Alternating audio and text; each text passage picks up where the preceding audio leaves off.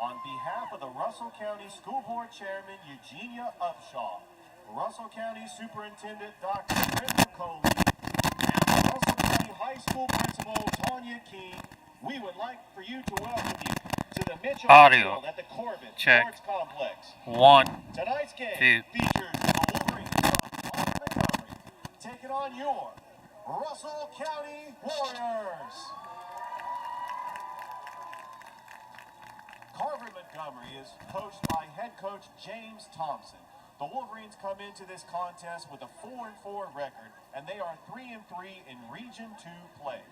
Last Friday night at the Crampton Bowl in Montgomery, Alabama, the Wolverines were defeated by Sidney Lanier 12-6. The Warriors are coached by head coach Dylan Griggs. Russell County is 5-4 on the season, 2-4 in Region 2 play. Last Friday night, the Warriors hosted Eufaula and were defeated 41-7. Meals for tonight's officials are provided by Chick-fil-A. Eat more chicken. Fans are also reminded that this game will be broadcast on Beam Local Cable TV for East Alabama. You can watch the game on YouTube/Beam7, and you can also watch any of the archive games throughout the Warriors season.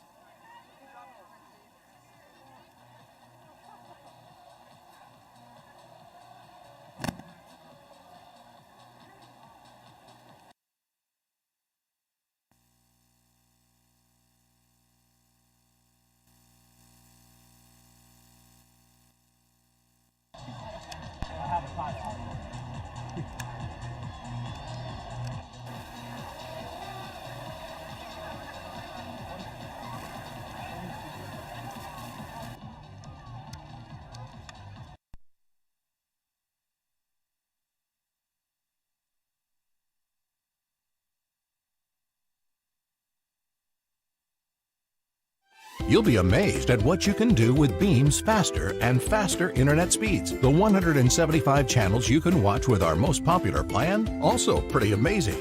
But the most amazing thing of all is the price. For a limited time, get 250 meg internet for just $29.95 a month when you bundle with Digital Advantage TV. Stream anything with unlimited data. Watch whatever you want on the go with Beam Stream. You'll be amazed at what's possible with your hometown provider, Beam. I'm Jataya, and I'm from Hog Rock Barbecue. We're on the 280 bypass in Phoenix City. When I come to Hard Rock, I always get the beans and stew. When I come to Hog Rock, I always get the chicken finger plate.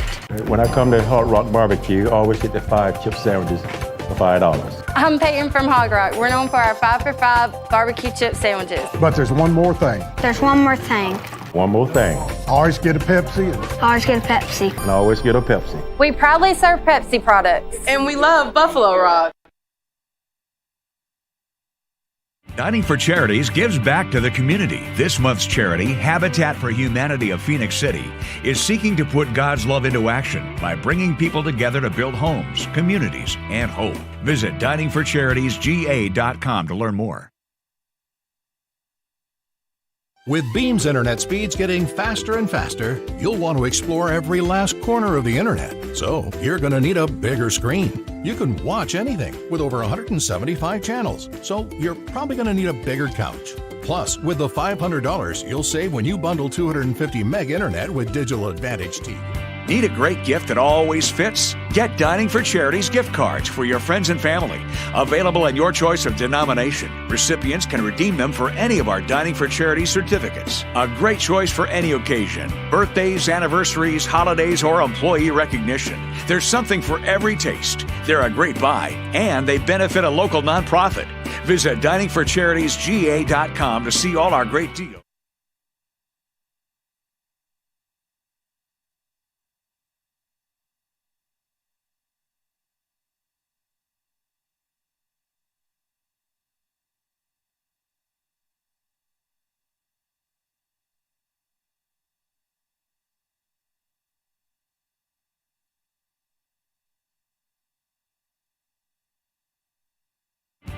Need a great gift that always fits? Get Dining for Charities gift cards for your friends and family.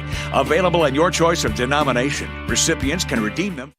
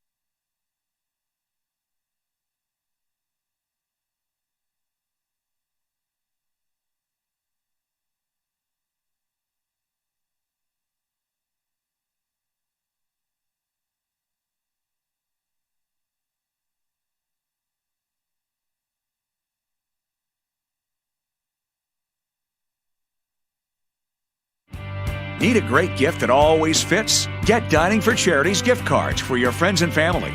Available in your choice of denomination. Recipients can redeem them for any of our Dining for Charities certificates. A great choice for any occasion. Birthdays, anniversaries, holidays, or employee recognition. There's something for every taste. They're a great buy, and they benefit a local nonprofit.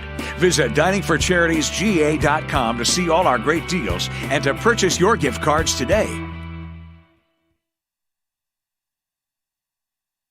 You'll be amazed at what you can do with Beam's faster and faster internet speeds. The 175 channels you can watch with our most popular plan, also pretty amazing. But the most amazing thing of all is the price. For a limited time, get 250 meg internet for just $29.95 a month when you bundle with Digital Advantage TV. Stream anything with unlimited data. Watch whatever you want on the go with Beam Stream. You'll be amazed at what's possible with your hometown provider, Beam.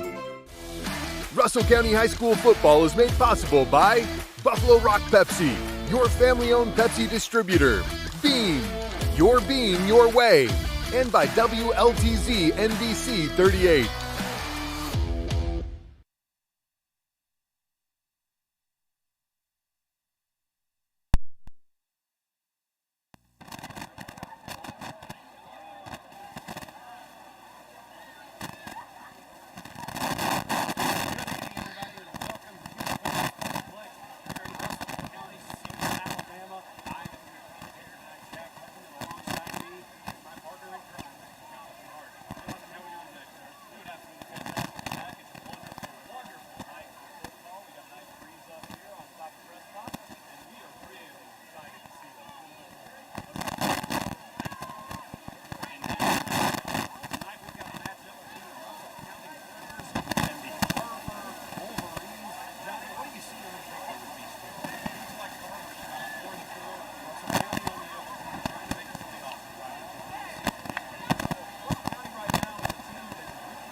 Tonight's captains for your Wolverines of Carver, Montgomery is number 5, Marquarius Moore, and number 10, Kellyan Eagle. The captains for your Russell County Warriors is number 2, DJ Epps, and number 14, Marion Lawson.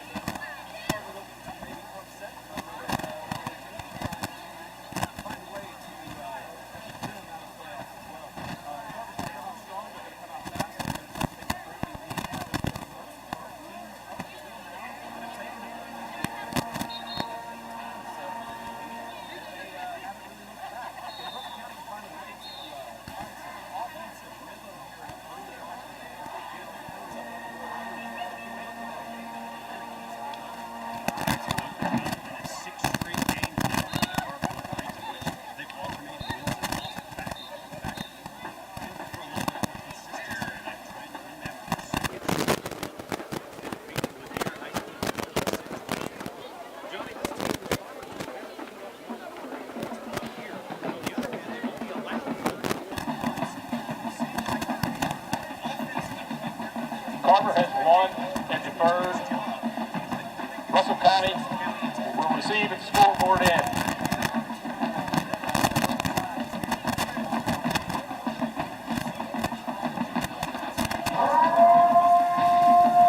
Rhythm, but it's not always early on. And when they find themselves in those early deficits, the rhythm that they find later in the game is not enough to overcome large deficits. Russell County is a team that has a great dual-action quarterback in Robert Calhoun. They've got a fantastic running back in Drew Pickett. They've got A.J. Black. They've got Andretti Cook. They've got DJ Epps. They've got Jose Castillo. They have the weapons on offense to really find a way to get the ball down the field and put points up on the board. The problem is the offensive line going to shore up and find a way to open some holes, to get some running room, and most importantly, protect the quarterback long enough to keep Carver's defense away from Robert Calhoun. From from the looks of it, it seems like this Carver defense has been able mostly to stop opponents from scoring a whole lot of points, just haven't been able to keep up this year. Of course, they have a big loss last season from their all-star safety, Jawan Gaston, now at Hutchinson Community College. But the Carver Wolverines are going to have to get out to a fast start if they want to keep up in this game. For Russell County, on the other hand, you talked about it. The offensive line and running right behind them is Drew Pickett, Jonathan. Drew Pickett, talk about a downhill runner. Drew Pickett, when he's able to get past the line of scrimmage, he is able to find a hole and work.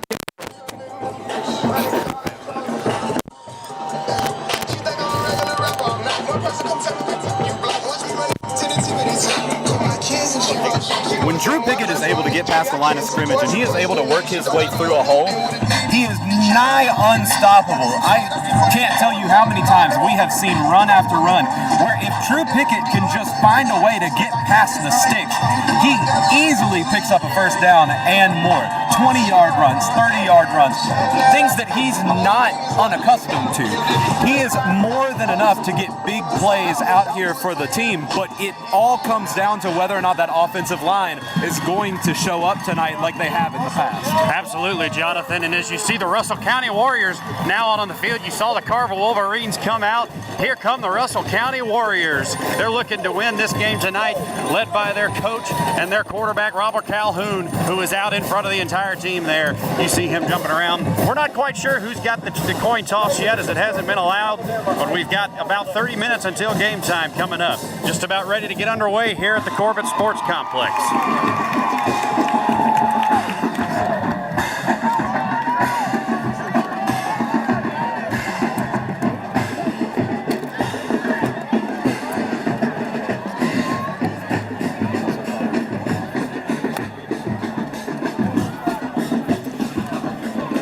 Just about ready to go here at Corbett Sports Complex. Carver going to be kicking off to open this half.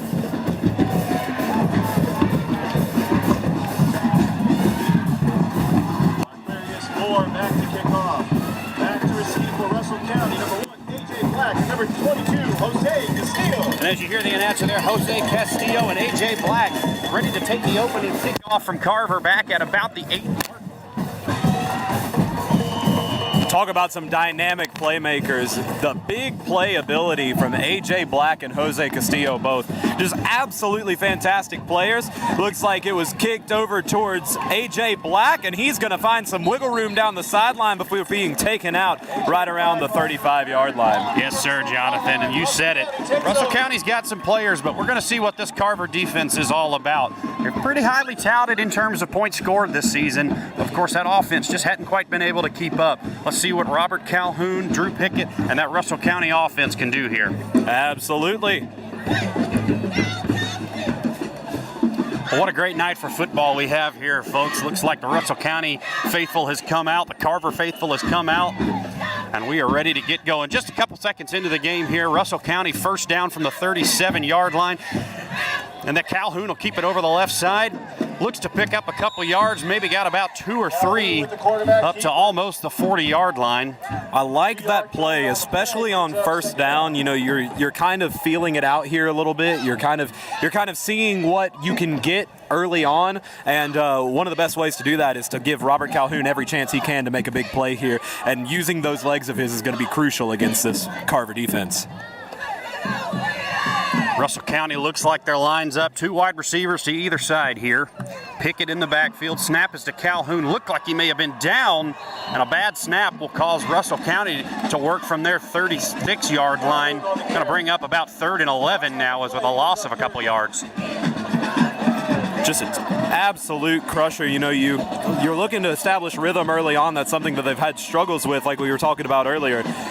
And for them to have a low snap like that and lose some yardage just absolutely crushes it. Calhoun takes the snap, rolling out to the right side, going to find Black over here at the 35, and he is leveled over here on the 35-yard line. That was LaQuentin Underwood.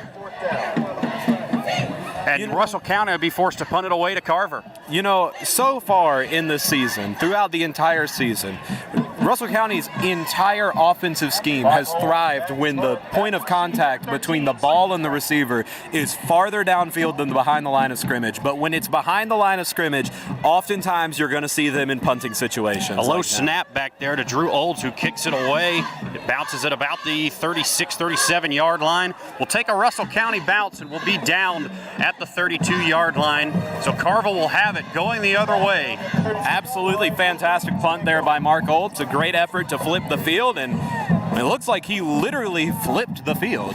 Yes, Johnny, when you talk about that, when you talk about a weapon at that punter position, what can that do for you, flipping a field like that? Well, it not only gives yourself a little bit of breathing room so that the offense isn't literally sniffing the end zone, but it also gives you a little bit of time to maybe take a step back, get your offense on the sideline, get them in rhythm, and to get them keyed in on the next set of downs, and give your defense the best chance to actually get the ball back and flip the field themselves. Carver in the gun, and the keeper to the left side. Oh, and there is a flag on the play. Looks like he was brought down at about the 32-yard line, but a flag on the play. Gerard Williams taking that to the left side.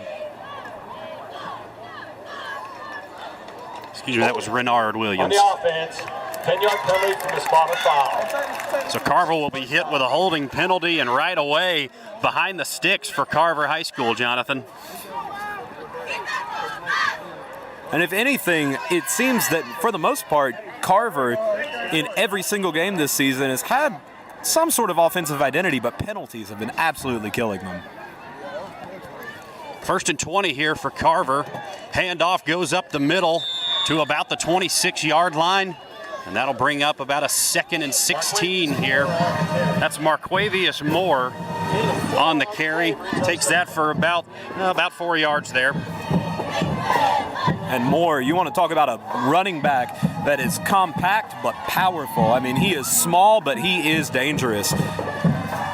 Williams takes the snap, getting away from a little bit of pressure. Now he is trapped, and he is brought down by that Russell County defense. What a nice play by the Russell County Warriors to get back and bring down Renard Williams for a loss. Carver didn't even get back to their original line of scrimmage right there. And so now you are looking at a very, very favorable position for Russell County right now, trying to force a punt and get this ball back into the hands of Robert Calhoun and that Russell County offense. 3rd and 12 here for the Carver Wolverines on this opening drive.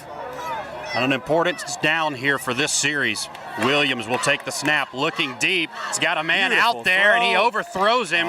Looks like that was Marquand Jamerson over on the right side, trying to get to that one. Couldn't quite catch up, Johnny.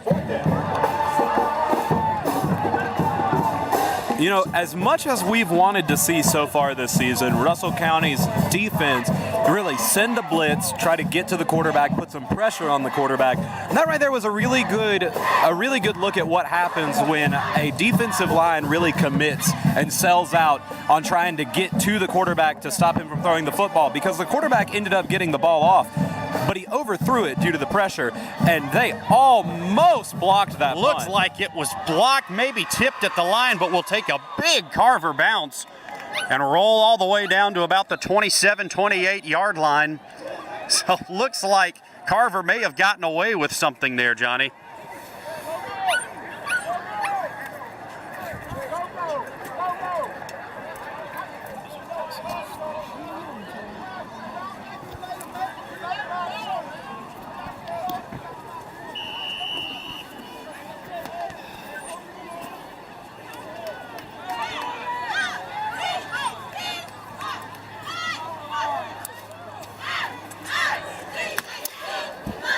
Back here, 1st and 10 from the 28-yard line. Russell County, 2nd possession of the night with about 8:40 left. Hand off to Pickett going to the left side. Pickett rumbling forward.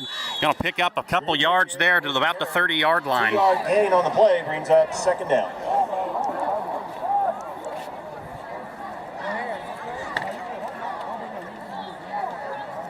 It looks like about a 2nd and 8 here for the Warriors as this Carver defense lines up, looking for a way to stop this team. Russell County been moving the ball okay this season. Hadn't been able to find anything so far, though. Looks like Robert Calhoun's looking to throw here. 2nd and 8. It'll be a handoff to A.J. Black going around the right side. Looks like he'll pick up about 3 yards to the 33. And that'll bring up a 3rd and 5 for this Russell County offense, Johnny, with about 7:50 to go in this first quarter. One thing that we've talked about in the past, and one thing that I really want to see here, is that Russell County's offense has done very well in an offensive scheme where they do quick, short passes out to the outside to try and get just chunk yardage to get the first down. And it's really interesting that we really haven't seen them do any of that so far this game. They've had one pass play, and it was behind the line of scrimmage. Calhoun taking the snap, rolling to the left, tries to find his man on the left side, but it is incomplete. Absolutely beautiful coverage by number 3 over there for Carver. He did everything in his power not to rotate the wide receiver for Russell County, and instead just made a beautiful play on the ball. And all the contact came afterwards. That was a wonderful play. Back to receive for the Wolverines. So Mark Olds will look to punt it away here for Russell County. Here's the snap to him. A little bit better snap than we've seen. And there's a booming kickback. Going to drop at about the 37-yard line and almost muffed back there. And picked up, kept within the field of play at about the 31-yard line. Looked like he kind of went up to tip that one away and couldn't quite get there, Johnny. As a coach, you just really start to hold your breath as soon as you see something like that. A really strange decision right there by Carver's punt returner to try and field the ball with one hand when it was so far out to the other side. Especially since, if that ball gets away, you're looking at Russell County potentially recovering it at the 20 or further. So here we are, first down at the 31-yard line for Carver, and a penalty flag going to come out here before the snap. Looks like we may have some sort of illegal substitution. 5-yard penalty will be first down. And that's what we're going to have, an illegal substitution on Carver, trying to get an extra man off the field there, and it looks like we're going to be backed up right away to 1st and 15. So 2 straight drives now for Carver where they've gone backwards on their first play. And that's just one of those things that Carver really has to start focusing on for next year is penalties will kill you. That's one thing that we've started to notice here for Russell County late in the season, and it's one thing that Carver's dealt with all season, is that penalties will absolutely kill your momentum. You see an option play there for Williams running up the middle, taking it to about the 35-yard line. So that'll set up about what looks like a 2nd and 6. There is a player down on the field with an injury over there at the 30-yard line for Carver. And the trainers will come out and take a look at him, so definitely hoping that he will be okay. Certainly wishing him all the best. A score update for you in the region. Auburn High School 7, Enterprise nothing. Still playing in the first quarter of action over there. It's a big-time game to determine who might have the 2nd spot in the playoff race for that 7A. You want to talk about some absolutely electric football. That 7A region absolutely playing lights out. Everybody's been playing super well. Even though Auburn lost 21-7 against Central, that game from start to finish really was anybody's ball game, especially when Auburn's defense tightened up and really kept their offense in there and tried to give them a chance to win the game. Just amazing football and a great way of looking at a lot of the great players that we've got coming up from the area that'll be going up to college pretty soon here. Yeah, right you are, Jonathan, and one of those teams is Thompson High School, one of the powerhouses in Alabama football right now. Playing Hoover tonight, locked at a 0-0 score early in the first quarter in that one. But you look at some guys over there, especially Peter Woods, the defensive lineman, 5-star who will stand out. And you look at a couple other guys for that Thompson team. Then over in Oak Mountain tonight, you've got Hewitt Trustful and Oak Mountain with Riley Quick, Omari Kelly, some big names for that Hewitt Trustful team. Oak Mountain leads them early 6-0 though. Here we are again though, 2nd and 7 from about the 34-yard line. Rashad Williams back out there looking to take the snap. 5 wide formation for the Wolverines. He'll look to throw. Now he'll throw a quick slant pass, and it is dropped at the 37-yard line. You just hate to see that. He hit him right in the numbers. Yeah, that was Monquel Jamison who hits him, as you said, right in the numbers at the 37. Looked like a catchable ball, Jonathan. It's just one of those classic errors that some wide receivers make occasionally, where they start to focus on where they're going before they actually focus on where they've been, you know? And so now Williams with the keeper, and he will muscle across, and depending on the spot, it looks like they are going to spot him at good enough for a first down.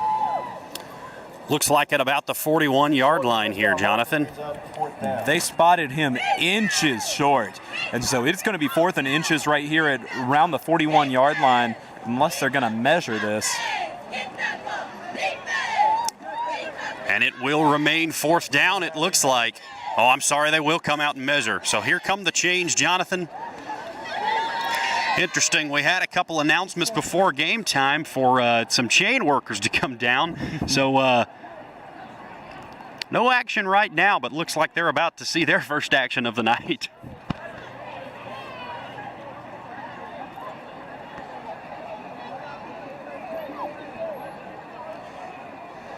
Well, Jonathan, been impressed with the community coming out tonight. It's a great night for football, clear air, a lot of energy in this stadium. Of course, the light show early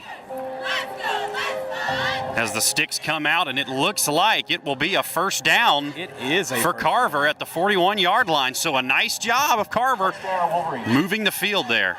A nice job by the refs, too, of taking another look at that and being like, maybe we do need to measure this, because from where we were standing, with the chains all the way over on the other sideline, it did look like it might have been short, but once they moved it over here, it was very easy to see that that was 100% a first down. And a big shout out to the new chain crew coming in, getting their first action of the night. A nice measurement, guys. But here we are at the 41-yard line. Rashad Williams back in the gun, another 5-wide set. He'll take the snap, looking to throw again. Now he'll go over to number 4, and he's got a big hole out to the 35-yard line, to 30, the 25, dragged down at about the 20-yard line. Wow. And a big play coming out of the seats for Carver High School. That was absolutely electric right there. You know, it looked like that pass was about to get tipped or intercepted right there at the line when he first threw it. Managed to get it through the hands of a defensive lineman, and then found a massive hole waiting for the wide receiver on the other side. Looked more like the blown coverage from Russell County there, which is something that they've struggled with a little bit here in the later half of the season, is finding a way to keep a man assigned to a single wide receiver instead of having a hole open so big that they have to have the entire team come tackle him. So a nice play by Marquand Jamerson to get upfield to about the 20-yard line, as now Carver will go with a handoff over to the right side, and it looks like he'll be brought down at about the 12-yard line, but a flag back here at the 15. And just like that, once again, we see the same problems with Carver. Carver has a big play. Carver has momentum. Carver gets the ball back, and then next thing you know, they get too excited, they lose some focus, and then next thing you know, a big penalty comes out, moves them back, and now they're looking at being behind the sticks again. Have seen that a few times tonight already, right? You are, Jonathan. So we'll see if the Carver High School Wolverines here can clean this up a little bit. Back at the 25-yard line now. We're going to bring up 1st and 24, it looks like, for the Wolverines. Rashad Williams back in the gun at about the 30-yard line. Takes a snap, dropping back, feeling some pressure, going to go deep. Over there towards the 1-yard line. Looks like he didn't complete the pass. Looks like it was dropped back there. Intended for number 10, Keelan. I'll tell you what, that was Keelan Eagle over there on the 1-yard line that couldn't quite bring that one in. I'll tell you what, if he had been able to haul that one in, really keep his hands on the ball, you're looking at a highlight reel play for the rest of his life. That was absolutely a fantastic effort, not just by the quarterback, but by the wide receiver to go up and try to high point that ball and get away from the Russell County defenders just long enough to get the ball down, and it looked like he had the opportunity, and he just looked like the ball was there. Yes. Well, here's another second down here as a pass over to the right side to up about the 22-21 line.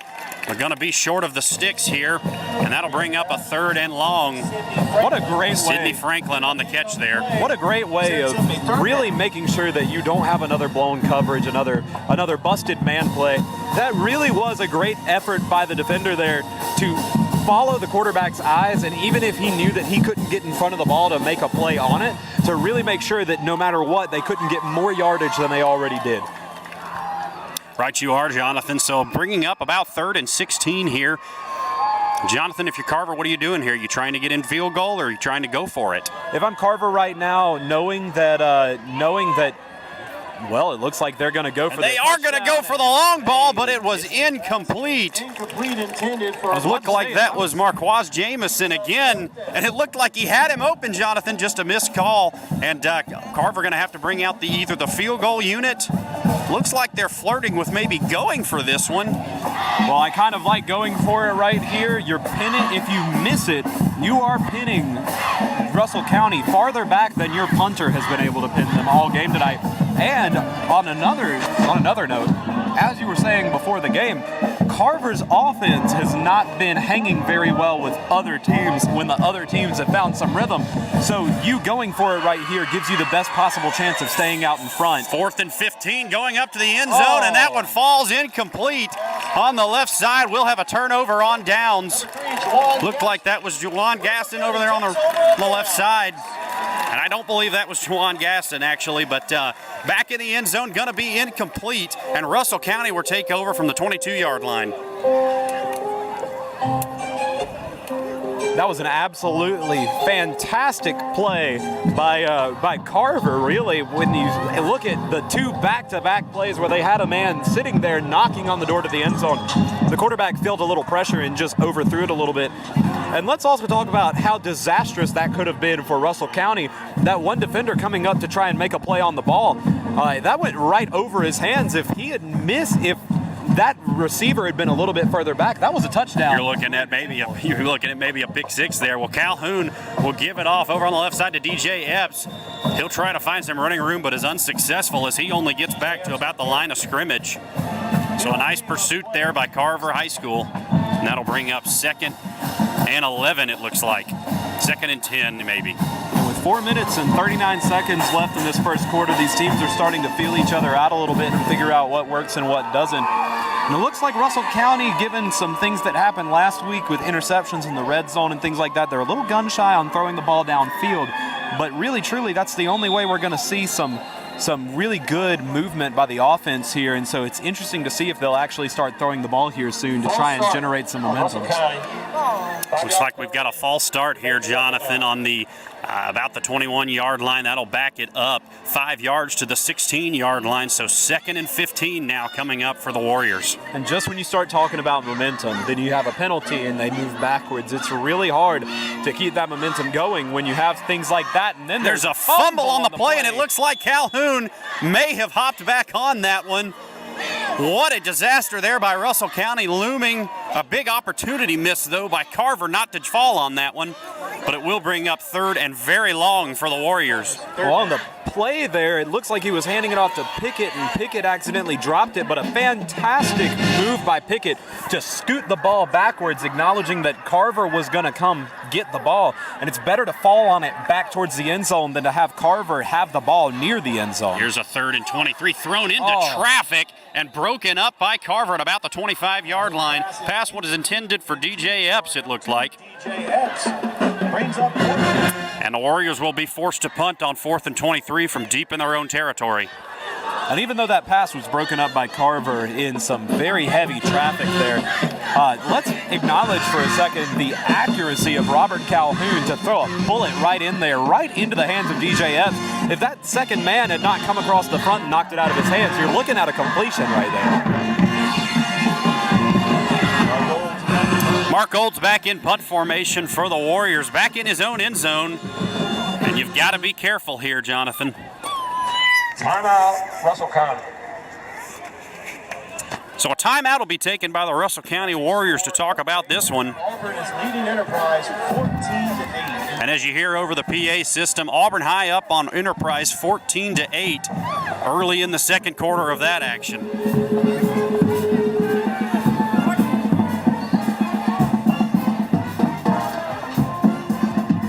Fans are reminded to please come support your award-winning Warrior Fan Deck and their concession stand. Located on the business side, they are raising money to travel to France this summer.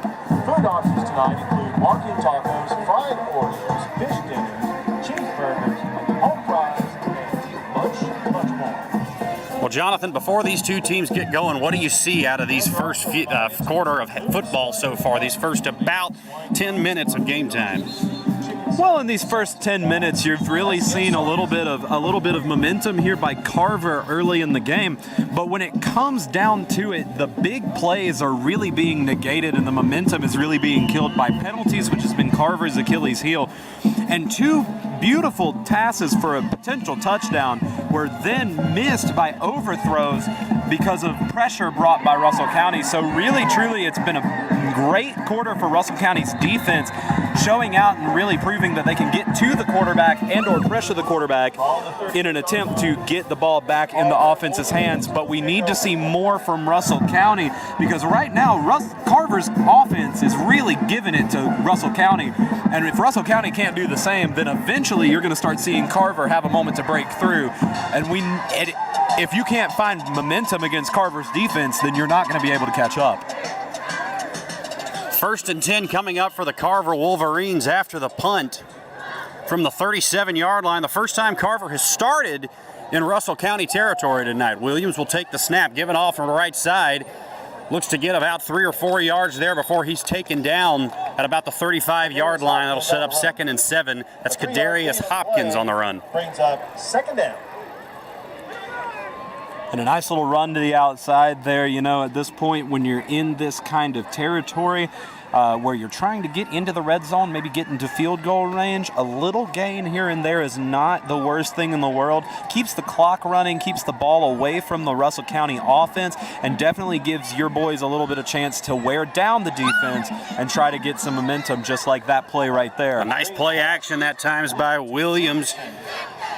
And he completes that one to Jamerson up at about the 28-yard line. That'll bring up 3rd and 1 for this Carver team. And they're trying to punch it over for just their 2nd first down of the game. I'll tell you, Russell County is going to really look to try to shore up here and find a way to stop this play. Hand off to Hopkins going up the middle. Looks like he has his first down out to the 23-yard line. So a nice run there by Hopkins, getting upfield, going in between the tackles. Just a nice hole there forced by Carver's offensive line. And really, offensive line play is going to be the story of the night. The team that can get the most going for their offensive line is going to be the team that has the most going for their entire offense.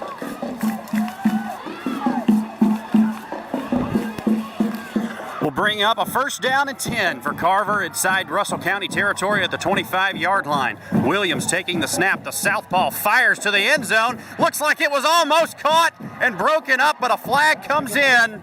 Looks like we're going to get a pass interference in the end zone. And just when it looked like Russell County had made a beautiful play to break up that pass, it turns out that they're going to throw the pass interference, and I don't hate the call there, because no matter what, if you as a defender are running straight through the wide receiver and not looking around to make a play on the ball, then your momentum is pushing them away from the ball, and that is textbook pass interference. And I know that it might be confusing to some here, especially since it looked like it was a fairly made catch by the wide receiver, but that's just how the rule is written, and that's how they called it. 1st and 10 here for Carver at the 13-yard line, looking to punch this in for the first points of the game. Williams will fake the handoff right up the middle to about the 9-yard line. Looks like he picks up about 4 there. Fake the handoff going to the left side to Hopkins. Looks like Hopkins may have had a hole there. 2nd down. But Williams takes it to about the 9-yard line.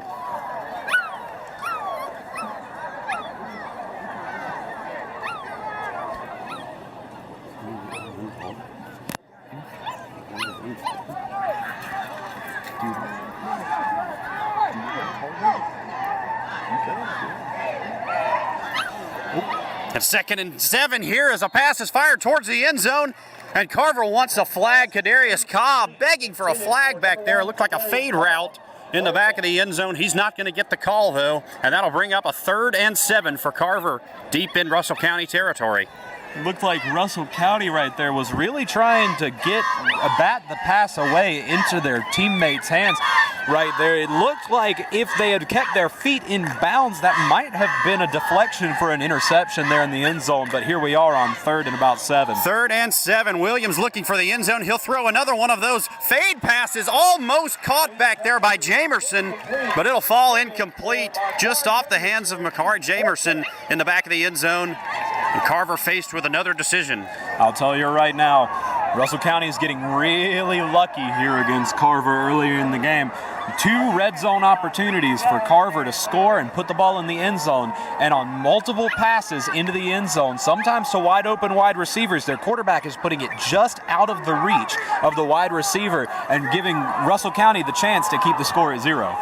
So here we are again, a 4th and 7. Looks like Carver is not playing the kicking game tonight, as Williams will go for a 3rd straight fade route to the end zone, and it is brought in, a touchdown for Carver, and that'll make it a 6-0 ball game.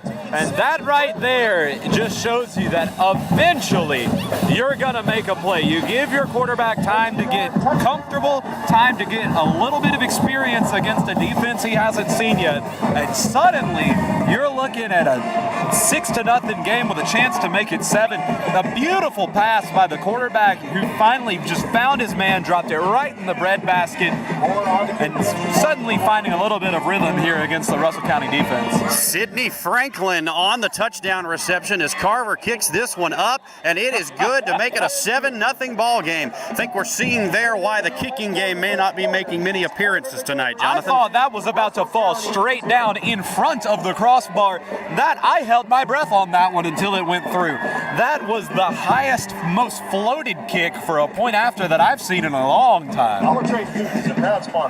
Well, if it works, it works, Jonathan. You know the old saying, but here deep in the first quarter with 1:18 remaining until the second quarter begins, we have Carver 7, Russell County nothing, as Carver drives just about 37 yards set off of some nice field position off a short punt from the Russell County offense.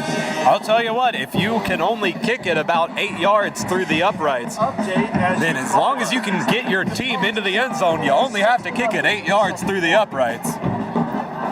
Johnny, what does it say about a team that maybe doesn't have a great kicking game, but then is a threat to score with one more play in their book as they get down into the red zone? Well, I'll tell you what, Jack, that type of team right there is a team that you've got to watch out for, because it's a team that really always has the mindset of once you're in the red zone, you've got nothing to lose. And that's a type of team that will send the house on every play of every series to try and get into the end zone. Here's Moore with the kickoff down to about the 12-yard line.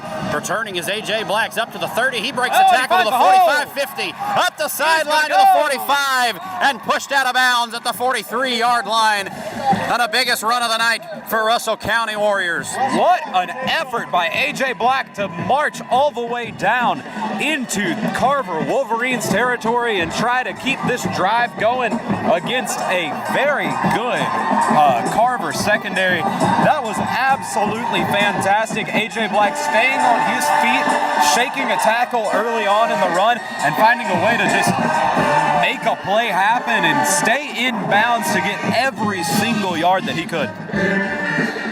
So a great return will set Russell County up with their best field position of the night. Calhoun in the backfield with split backs, takes the snap, looks, he's got no one there, now goes across the middle to Castillo. Castillo's got it for a first down, Russell County at the 28-yard line. Another great example of why Russell County needs to really lean into the passing game here. You've already established that you're going to try to run the ball a lot in the game, and now if you start working in passes, Carver's defense can't cover everybody, and you got to find an open hole. Warriors quick to the line. Here's Pickett trying to bounce it outside to the left. Broke a few tackles, but is finally reeled in by that Carver defense at about the 33, 32-yard line. Looks like for no gain, so a 2nd and 10 coming up here. Wonderful job by Carver to really get back up there and acknowledge that they allowed a little more yards than they like to right there. And so now you have to try and limit as much yardage as possible to keep them from getting a first down. Because if you limit them to a 4th down situation right here, then they're going to have to attempt a field goal, and they're not guaranteed. 15 seconds remaining in the quarter as Calhoun will fake the handoff. Now goes over the middle, and it is almost caught. Almost reeled in there by DJ Epps. and it looks like Epps went up to try and snag that one. May have come down with it for a second, but just couldn't hold on as he completed the catch. Epps has been doing a fantastic job of, even in double coverage, finding a way to get his hands on the ball, and Robert Calhoun's been doing a fantastic job of putting the ball in his hands. The only issue is, in double coverage, sometimes a man can find a way to slip his hands in there and knock that ball out, and that's what we've seen so far tonight. 3rd and 9, they'll throw it over to the near side as this is up to the 17-yard line, and Russell County is in business with another first down. And that is Cameron Bullock on the catch, gets up to the 17-yard line, and Russell County now makes their first trip inside the red zone as this first quarter comes to a close. At the end of the first quarter, it looks like it's going to be 7-0 Carver. We will be right back after this commercial break. You'll be amazed at what you can do with Beam's faster and faster internet speeds. The 175 channels you can watch with our most popular plan, also pretty amazing. But the most amazing thing of all is the price. For a limited time, get 250 meg internet for just $29.95 a month when you bundle with Digital Advantage TV. Stream anything with unlimited data. Watch whatever you want on the go with Beam Stream. You'll be amazed at what's possible with your hometown provider, Beam.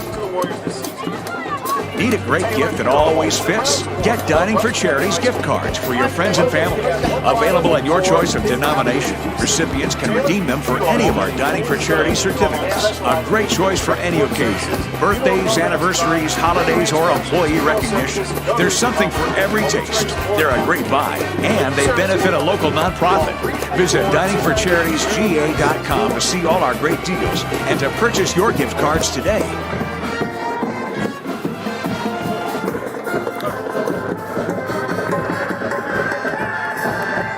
Welcome back to the Corbett Sports Complex here in Seal, Alabama for the Russell County Warriors, who are now inside the 20-yard line in the red zone for the first time tonight as this second quarter ends. An update of the Auburn Enterprise game now. Auburn leading Enterprise 21-8 in the second quarter as Russell County comes back out now. Looks like a handoff to Pickett. No, it'll be a fake over the middle, and it looks like he is in. DJ Epps all the way home for the Russell County touchdown, and there go the lights. A wonderful play selection there by the coaches, a wonderful execution by Russell County. That right there is something we haven't seen much of late here in the season. A team that really found its identity early on, was finding momentum in the first quarter, and now to open the second ties it up with a nice touchdown pass there. Fantastic effort by Robert Calhoun to find a way to get that ball into the hands of DJ Epps, sneak it right in there past the defender, and get it into the end zone. Extra point up and good for Russell County, which will tie this game up 7-7. The first play of the second quarter goes for 17 yards and 6 points for the Russell County Warriors.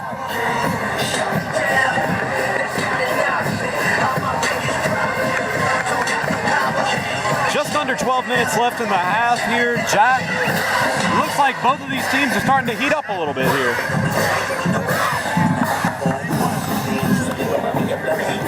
Well, DJ Epps, the scorer of that last touchdown, has just received an offer to Troy University today, so a big day for the senior wide receiver. And he's definitely playing like it. He's got some purpose out here, and he's got a little swagger about him. Even in those contested passes that ended up coming out of his hand, he made sure that he had a chance to make the play on the ball no matter what. And things like that, the little big basics here and there, the fundamentals that make sure that no matter how big or flashy the play is, you're helping your team move downfield no matter what. That is what's going to help you at the next level.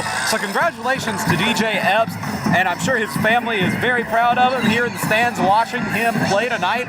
And a wonderful effort by him to try and get the win tonight to keep their playoff hopes alive. Warriors looking to kick off now from the 40-yard line, as we have got a new tied ball game here with 11:55 remaining in the second quarter, just into the second quarter of the night, as Warriors will look to try and kick this over. Not a squib, but close to it, as Carver is loose up the sideline to the 45-40, cuts back inside to the 35, and he's brought down at the 32-yard line. Two huge kickoff returns in a row by these teams. Just absolutely fantastic work by Carver there. just when A.J. Black did one that impressed, Carver turns around and does it again. These teams are going blow for blow. When one team doesn't score, the other team doesn't score. When one team scores, the other one scores. Jovan Wilson taking that into Russell County territory, and a great return sets up the Wolverines at the 32-yard line. Williams in the gun on 1st and 10. Takes the snap, will give it off to Hopkins up the middle. Takes it to the 25-yard line and is brought down at the 22-yard line. Looks like that may be enough for a first down, or will put us at about 2nd and inches, right at those sticks. Carver really looking to capitalize on the momentum that they found early on in the game in the first quarter and try to take the lead back once again. Obviously a touchdown is preferred, but a field goal here still works. Williams throws it over to the right side, and looks like that is Sidney Franklin, who makes a man miss, and he takes that one home all the way to the end zone for a touchdown, Carver. And that right there was a well-deserved little victory lap. After catching the ball and coming right down in place, it looked like he was about to just be tackled right around the 10-yard line, maybe a little bit further down. But no, he found a way to reverse his momentum and go right back out to the outside corner. He turned on the Jets, and he was gone. So Carver takes almost no time taking this lead back. Only 40 seconds off the clock there. The snap and the kick up by Moore. And that big looping rainbow kick goes through yet again. Jonathan, if it works, it works. Keep using it. Look, if it works, it works. You're right. And honestly, he's still kicking it better than I could. So a big shout out to him for getting it through the uprights. He's definitely kicking it a lot higher than I could, that's for sure. The Houston Clinic is a proud supporter of the Warriors this high school football season, located at... So Jonathan, the first quarter, only 7 points between these teams, and within a minute in the second quarter here, we've already got 14 points on the board between these two teams. What have you seen so far in this minute of play in the second quarter? Well, so far in this second quarter, this very, very limited second quarter that we have seen, we've seen a little bit of an identity emerging for both teams. You know, Carver has only been able to capitalize when they have found themselves starting their drive in Russell County territory. And Russell County, however, is also doing the same thing. These teams are mirroring each other on offense so far, and they are really doing everything it takes to find the way to put the ball in the end zone. The biggest thing for Russell County is if they can find a way to keep it close, maybe keep it a one-score game, heck, maybe even tie it. Best case scenario, keep the lead. But if they can get the ball with a favorable scenario on the scoreboard to start the second half, you're looking at them potentially being able to run away with it. But they have to maintain the momentum that they have found so far in this ball game. A nice return there by Jose Castillo up to the 35-yard line, and so the Warriors will once again be set up with pretty good field position. And they'll look to go 64, to punch it into the end zone again. What do you want to see for the Warriors on this drive, Jonathan? The same thing as last drive? Well, I mean, there's not really much more they can do better than what they did from the last drive, especially given the way that they've played a little bit in the first half. In other games we've seen so far this season, that was one of the best drives we've seen from them on the entire year. This is Epps in the backfield, giving it off to Pickett, who hurdles a man at the 44-yard line. It steps out of bounds, looks like at about the 45-yard line. So a big-time run by a big-time player. The entire Russell County offense has shored up here and has really understood that tonight is a win-or-go-home night. Epps back to Pickett on the ground again to the left side. Almost runs into the water cooler. Stay away from those things, Drew, as he picks up the first down to about the 48-yard line. So a nice couple of runs here by Drew Pickett, the Georgia Tech offered just recently the 3-star athlete in the 247 composite rankings.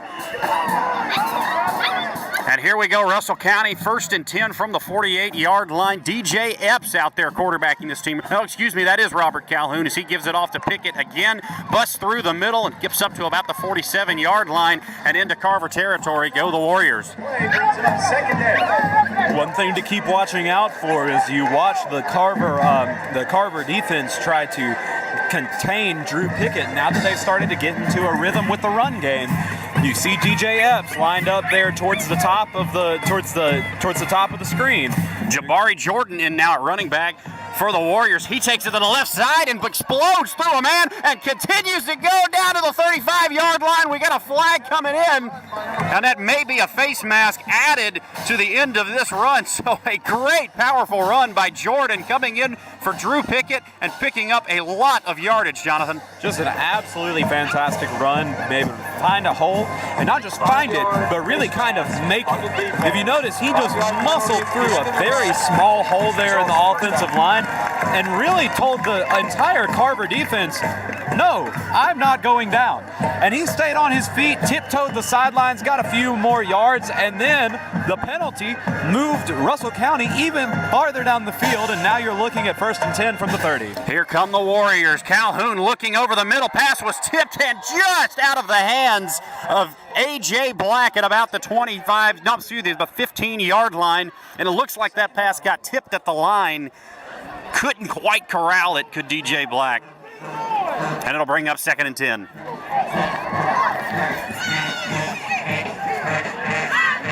Well, a great effort right there once again by Russell County, trying to find a way to maybe draw Carver into a little sense of false security there by working up a rhythm on the run game and then going for a pass. Calhoun to the right side, looked like he wanted to run the option, stays on his feet to the left side, he's at the 10, to the 5, he's in for the Russell County touchdown. My goodness, Jack. It looks like Robert Calhoun and the entire Russell County offense just woke up and said, today is the day. You didn't just see him find a hole in the offensive line. You didn't just see him reverse his momentum and turn on the Jets, but he also managed to keep his feet out of the hands of a diving defender and skirt just past the fingertips into the end zone. What an absolutely fantastic run by a quarterback who has shown all season that when he needs to, he can make a big play with his legs and his arms. Kick is up, and the kick is good for Russell County, making it 14-14. So with 9:46 remaining here in the first half, there have been 21 points scored before the 9:30 mark. 2.5 minutes in, and we've got 21 points on the board, Johnny. I'll tell you what, one of the best parts of this game is that on one end of the field, you're seeing a rainbow floater for a point after, and on the other end of the field, you're seeing a kick shot over the safety net. More like a hurricane going through there, isn't it, Johnny? Absolutely. The Russell County Warriors maybe need to look at maybe renaming to the Russell County Hurricanes, because golly, the ball was just flying. Some color for commentary, my friend, as we get set to kick it off. Drew Olds back out at the 40-yard line as Carver will look to keep this lively second quarter going. And Jonathan, if you're Carver, what do you want to see here? You just give up a long drive, ends in a Russell County run for a touchdown. What do you want to see if you're the Wolverines here? If you're the Wolverines, you really want to start looking at maybe being able to find a way to make not just a good drive, a hard drive, but a sustained drive. At this point in the game, you've seen that Russell County has woken up and is finding a way to get the big plays that they need to get into the end zone. If you're Carver, you do not want to give up any more of those plays. Renard Williams taking this up the left sideline to the 35 and finally brought down. And it looks like we've got another big kickoff return between these two teams. Renard Williams, the quarterback, taking that to about the 25-yard line and moving it ahead just short of the 30-yard line into Russell County territory. Well, I'll tell you what, Jack, what's really interesting here and what's really kind of confusing is that they've already seen so far in this game that the short kicks, keeping it away from the deep man, is not helping them with field position, and you kick it back to the same man who already had a big play against you in this second quarter. Rashad Williams taking it from the 33-yard line. He'll give it off to Hopkins up the middle, going to the left side. Will pick up about 3 yards to the 30-yard line, and that'll bring up 2nd and 7 for Carver. 3-yard gain on the play, sets up second down. One of the big things this Carver team wants to do, they want to be balanced as much as they can be. They've got a pretty dynamic athlete in Rashad Williams in the backfield. He can run, he can throw too, and we'll see him try to do it again here as he front the 35-yard line. Ball comes out of the sack. It looks like Carver falls on that one.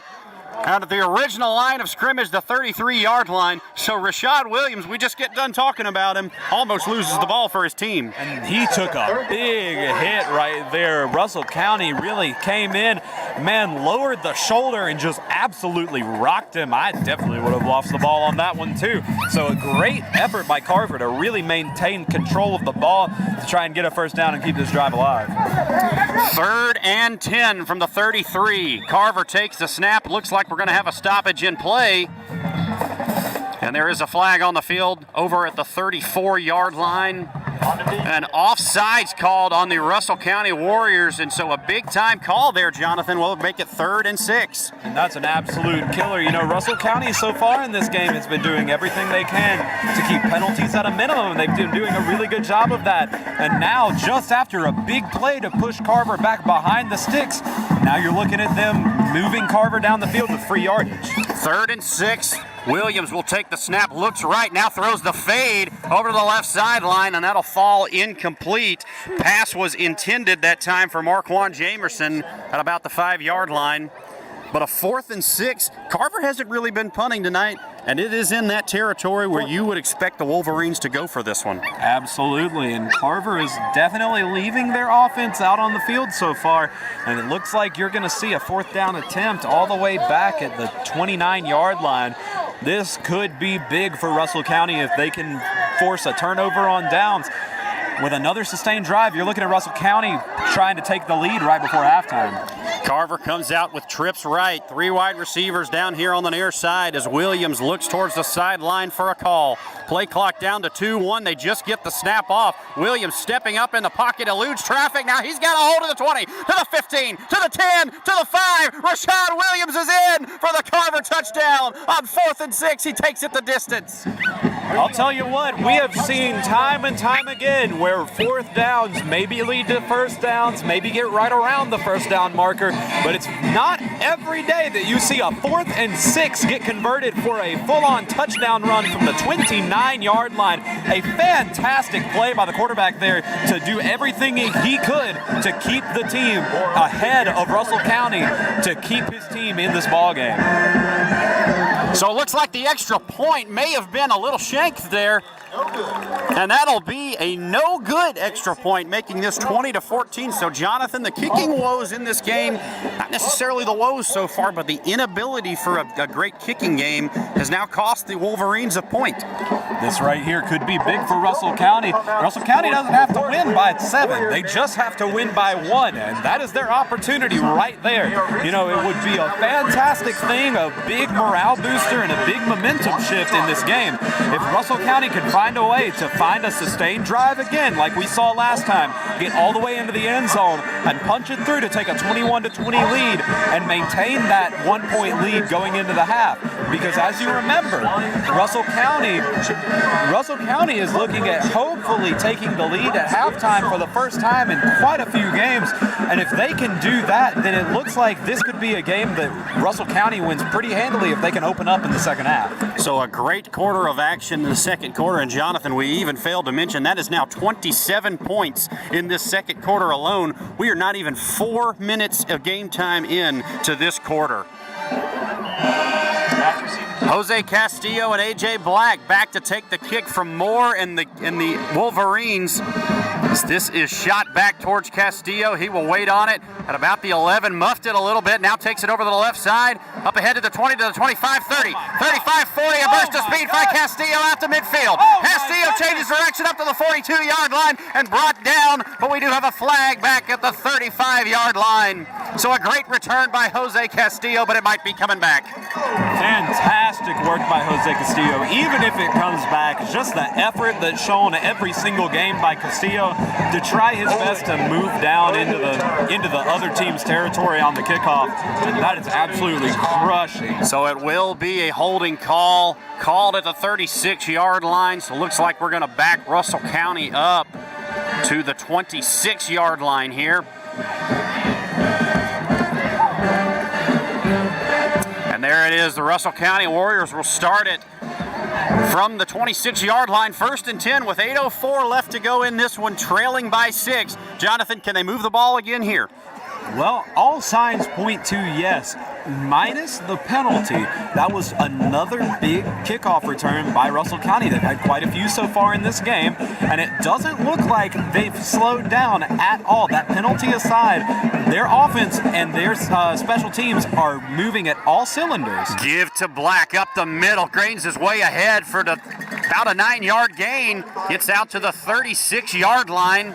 That may have been about a 10-yard gain, actually, but a nice use of misdirection there by the Warriors as they'll go fast. This is a nice use of tempo right here by Russell County. Same exact play. Calhoun will give it off to Black. Up ahead again, finds a hole through. Up ahead to midfield, spinning off of tackles out of the 45-yard line into Carver territory. Russell County moving the ball again. Russell County is finding that here in the second quarter, the best thing for them to do on offense to maintain momentum is to just line up and make a play as quickly as possible.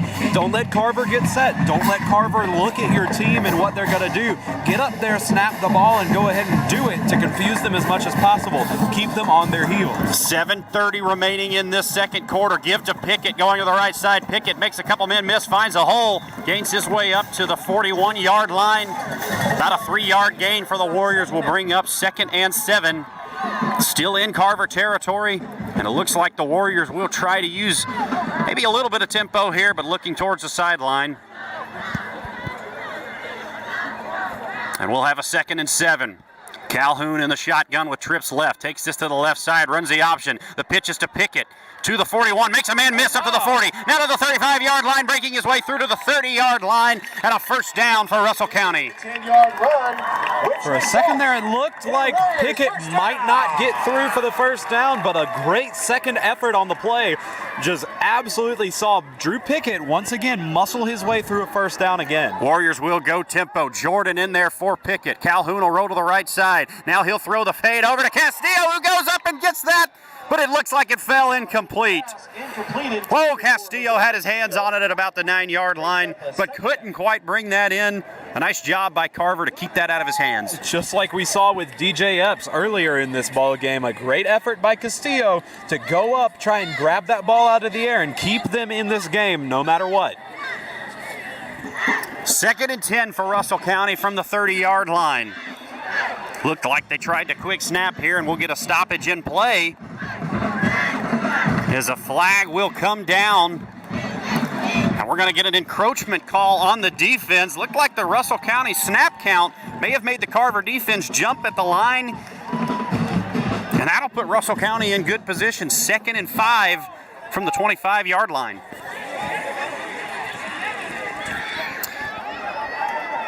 Calhoun takes the snap, runs to the left. Looks like he's got a hold of the 15, breaks his way through, and he's got a first down into the red zone. Calhoun with a run on the play. Robert Calhoun has just been absolutely fantastic so far in this game, but there is a flag down on the far sideline. Let's see who that's against and see if this ball is coming back. Jonathan, when you see a flag like that come in early, what's that usually tell you about the call? Well, and the flag comes in early. Usually you're looking at either a pre-snap penalty or you're looking at something right around the line of scrimmage, something that's very noticeable early, like a legal substitution, foul start, things like that. But it was an illegal substitution that time on the defense, so they declined the penalty for a first down. 1st and 10 inside the red zone for Russell County, and another snap count. Penalty down, and it looks like Carver cannot catch this snap count right. Russell County will move ahead 5 more yards down to the 9-yard line, and they have punched it inside the 10 without running a play, Jonathan. I'll tell you what, right here, this is absolutely a demonstration of Carver doing what has killed them all season, which is getting frustrated if they're seeing momentum by the other team and allowing very, very simple mistakes for big penalties. Calhoun takes this to the left side. He's wrapped up immediately by the Carver defense. A nice play there by the defensive tackle and the defensive end converging on Calhoun to bring him down in the backfield at about the 12-yard line. Looked like that was Quayreb Walker on the stop there. The number 36 for Carver. Along with Jaquavius Rusall breaking in through the line. and bringing down Calhoun. Number 36 for Carver, a big part of that defensive line just left the game, but it looks like it won't matter as they swallow him up and stop him from getting any more yardage. Yet again, a quarterback run to the right side, and it looked like the same guy's in on that one. Oh, and this is a bad injury on the field right here. Both teams are signaling that we need somebody to come in and get this man off the field. Our thoughts and prayers are with this player whose leg is immobile and the rest of his body is flailing in pain. That is a terrible sight to see at any level. For clarification, looks like that's number 17, so we've got on our roster that is LaQuinton Underwood. And again, we are not sure how accurate these rosters are, but LaQuinton Underwood looks like on the roster right now, number 17 down there, and you're hoping he's okay. But Jonathan, while we do have a break in the action, let's look around the region at a couple other scores right now, why don't we? As we'll bring that up here. In Hoover, Thompson up on Hoover 21-10. That game's in the second quarter. Down in Birmingham, Spain Park up on Tuscaloosa High School 14-0. And Hewitt, Trustful, and Oak Mountain in a deadlock in the second quarter. That's all sevens. Auburn and Enterprise at halftime. Looks like a 21-15 score over in Auburn High School. So that's a big game there, vying for the number 2 spot in the region. And it looks like Underwood has gotten up, is jogging off, so that is a good sight to see as he is coming off under his own power. So here comes Russell County back out on the field to resume play. And this will be DJ Epps lining up at the quarterback position. Epps looking back at the sideline for a signal as we get set to go on this crucial 3rd and 5 for the Warriors inside the 10-yard line. Epps brings Black in motion. He will give it off. No, he'll keep it up the middle. Epps dances his way through and lost the football. That may be going the other way. We'll see who got on it. Carver saying they have it. And the referee's trying to sort this one out, and Russell County jumps on it. So a first down for the Warriors. Epps breaks through the line, loses it about the 5-yard line. It looked like he might punch his way in, just couldn't hang on to it. And boy, a nice play by Russell County to jump back on that one and make sure that that drive doesn't come to an end with nothing. And who are we going to look for to come back in for and try to score this ball game? Well, it's Drew Pickett. And Pickett taking the right side, and he gets through. A touchdown for Russell County on the halfback power. So Russell County drives back down the field with 6 of their own, and it's a tie ball game once again with 5:06 remaining in the second quarter. Jeremiah Baker on the And here comes Jeremiah Baker. Once again, we've seen him make some very good kicks all season long. His point after attempts have all been good. We haven't seen a single one miss tonight. And he's looking to put Russell County in the lead tonight for the first time in this ball game. 5:06 remaining in this one as Russell County gets set to kick this one through the uprights. Snap kick by Baker is up, and it looks to be good, and it is good. So with 5:06 remaining in the second quarter, Russell County takes this lead 21-20. Fantastic work, fantastic play calling there by the coaches, keeping Carver on their heels and keeping Russell County's foot on the gas the entire way down. That Wildcat snap was absolutely fantastic. is leading Heritage 14-0. A quick clarification on scores earlier. Auburn High School actually up 28-8 on Enterprise at the halftime of that one. Update is Dadeville is leading Beulah. We've got a couple other score updates. Dadeville leading Beulah 27-0 in the second quarter of that one. And Prattville up on Jefferson Davis 28-7 also in the second quarter there. So not a whole lot of close games going on tonight around the region, Jonathan. I'll tell you what, the more these score updates start rolling in, the more and more excited I'm starting to get to see what happens in the postseason this year. We've got a lot of electric teams around this region and around this this area that are really going to be looking to find a big way to advance in the first round of the postseason coming up here. And a Russell County team here tonight that's looking to try and fight their way into the playoffs. Only 2 losses. Back receive number 19. As here's the kickoff by Baker, and it looks like that'll go out of bounds at the 18-yard line, so a flag will come out. Looks like that's going to give Carver pretty good field position. Interesting decision once again. I know I talked about it on the last kickoff, and it looks like they went for it again on this one to once again kick it short and around the same area as the same balls that have been returned for big gains by Carver. And now it looks like we're going to have a re-kick, but from further back. And so now you have to wonder, are they finally going to give him the go-ahead to kick it hard and kick it deep? So we'll see what happens here. You would certainly wonder what Russell County's strategy there was if Baker does decide to kick this one deep. You give him about 5 yards extra. And let's see what Russell County chooses to do. Kick by Baker is popped up into the air. Down into the hands of a Carver running back, and he takes it out to the 41-yard line, and he is leveled by the Russell County defense coming through and bringing him down.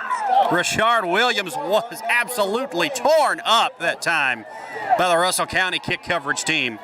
And Russell County in all phases of this game is starting to find big momentum. You can see it in the way that they make plays and the way that they approach the ball.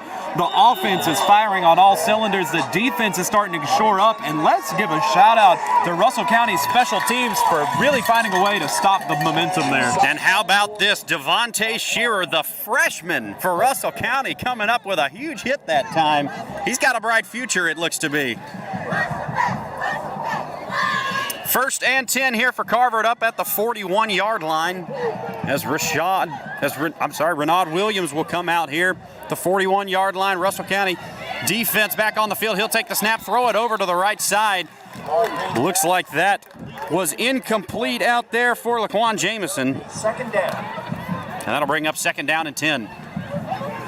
Looked like Williams didn't quite know exactly where he wanted to go with that one and just pitched it out to the right side there, Johnny. Well, you know, especially with Russell County's defense really starting to send the house on more plays than they usually do, the quarterback's starting to have to get used to firing under pressure, and he got a little confused there. Williams hands this one off again to Hopkins going up the middle, and he's got nothing as that Russell County defense swarms to him and picks him up at the 41, so no gain. Minimal gain on the play brings up 3rd down. We'll have a 3rd down and 10 for the for the Wolverines. And a big play here for both teams. Russell County trying to get the ball back. Carver trying to keep what they can alive here in this 2nd quarter.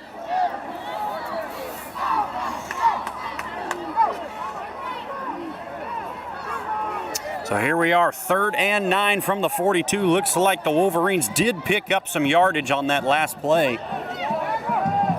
And here they are. Williams will take the snap, drops back to pass. Now looking now to the fade route. He's got a man out of the 40, breaks a tackle at the 35, 30, 25, 20, 15, 10, 5. He is gone for the Carver Wolverine touchdown.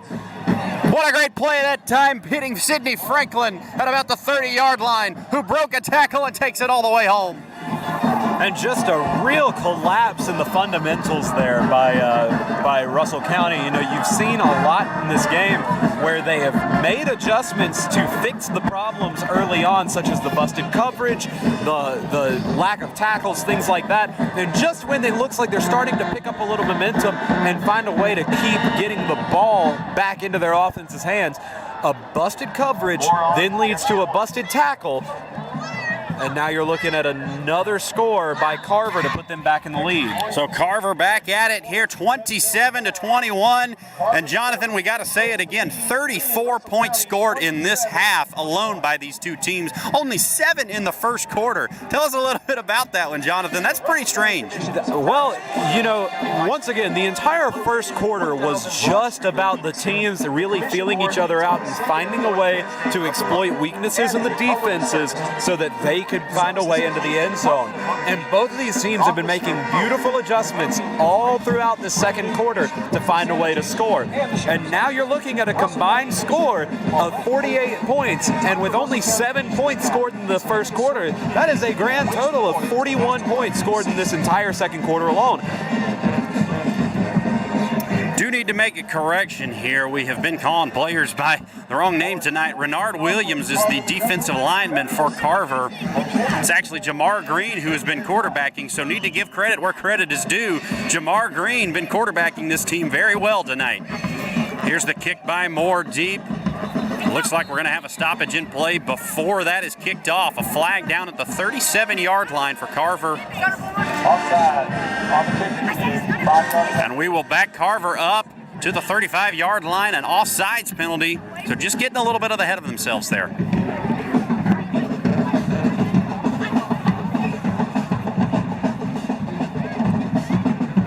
And just like I was saying earlier on in this game, these teams have been going blow for blow, stroke for stroke with each other.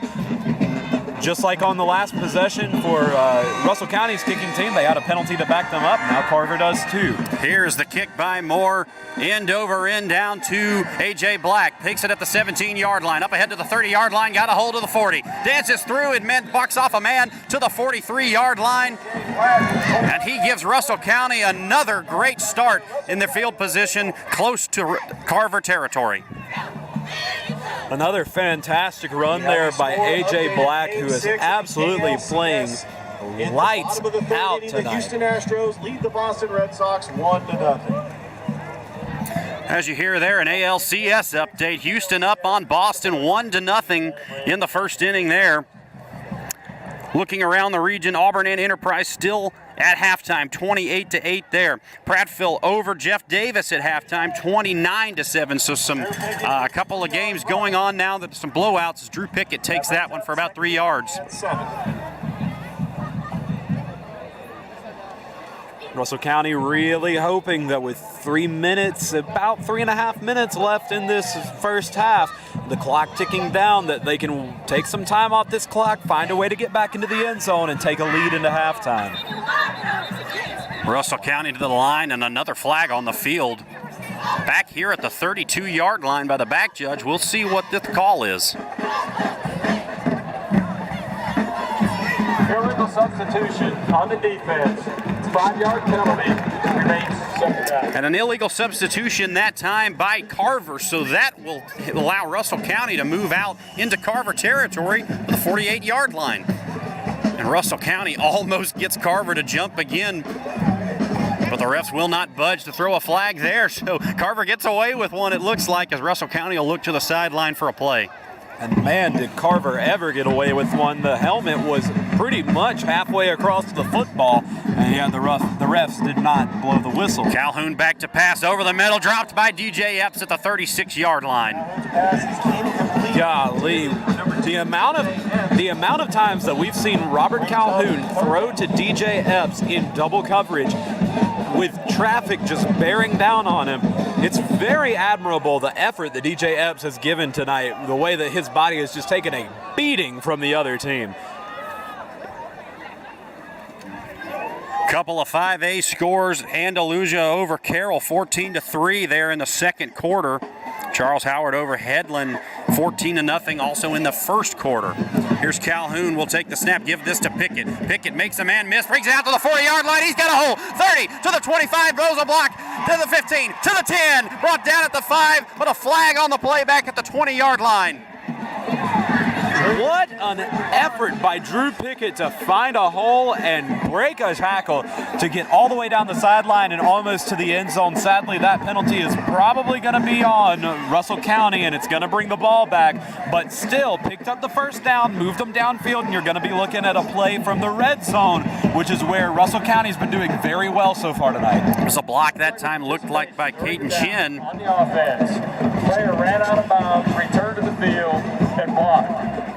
Wow, and so this will not count at all. The Russell County offense going to be backed up to their original line, an illegal participation call. So a player came off the field, Jonathan, then came back into play and blocked downfield. So a really big missed opportunity there by Russell County.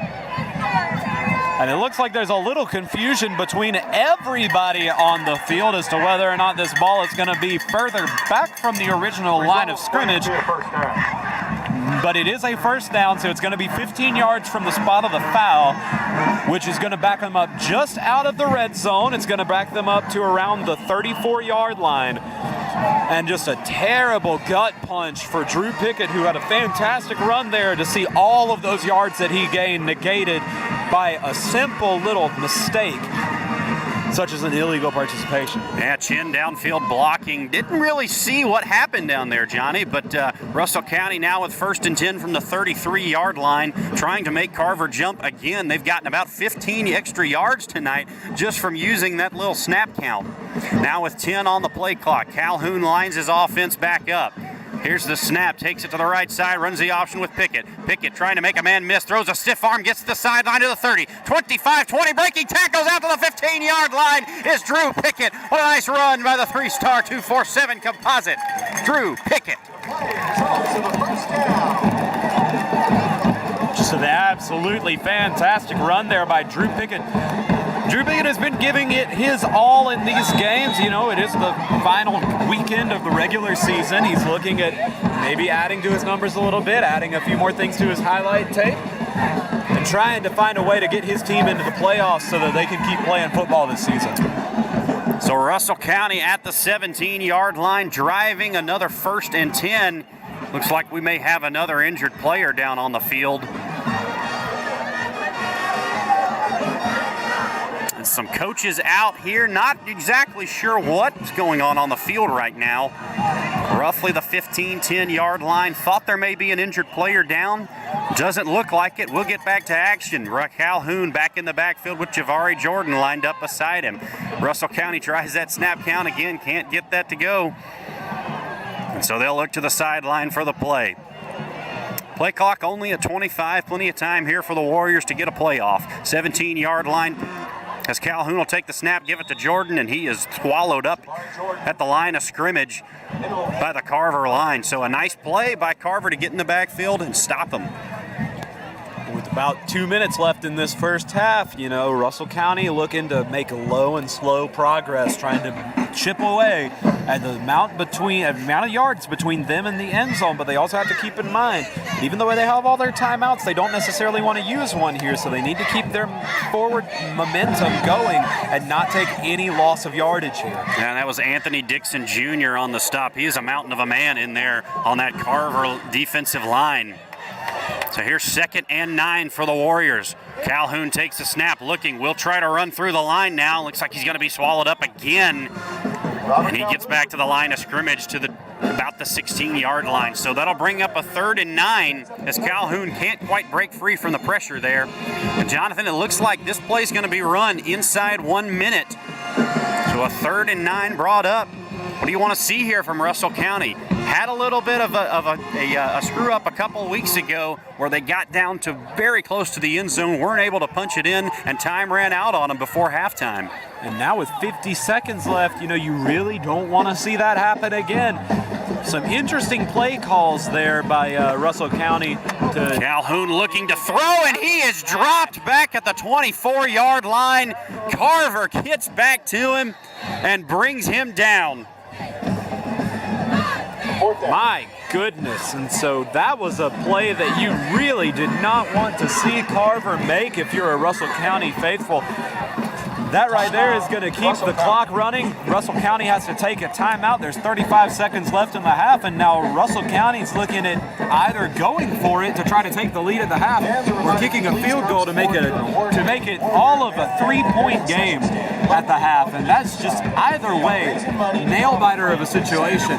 Russell County was really hoping to try to find a way to take the lead there at the half, and they still could, but you definitely don't want to waste an opportunity here in the red zone to score any points possible. Yeah, an interesting decision there by Coach Griggs for the Warriors to call a timeout, still with 35 seconds remaining. Called it pretty early after that play had been blown dead. So you kind of wonder if he was hoping to draw something up here. Of course, on 4th and 15, you wouldn't think so. But the Russell County offense looks like it may be staying on the field here. Well, Russell County's offense has been doing very well tonight about finding a way to get momentum. And excuse me, it looks like Jeremiah Baker actually will come on for a field goal attempt. So 35 seconds remaining, a 6-point game. Russell County trying to put 3 on the scoreboard before halftime.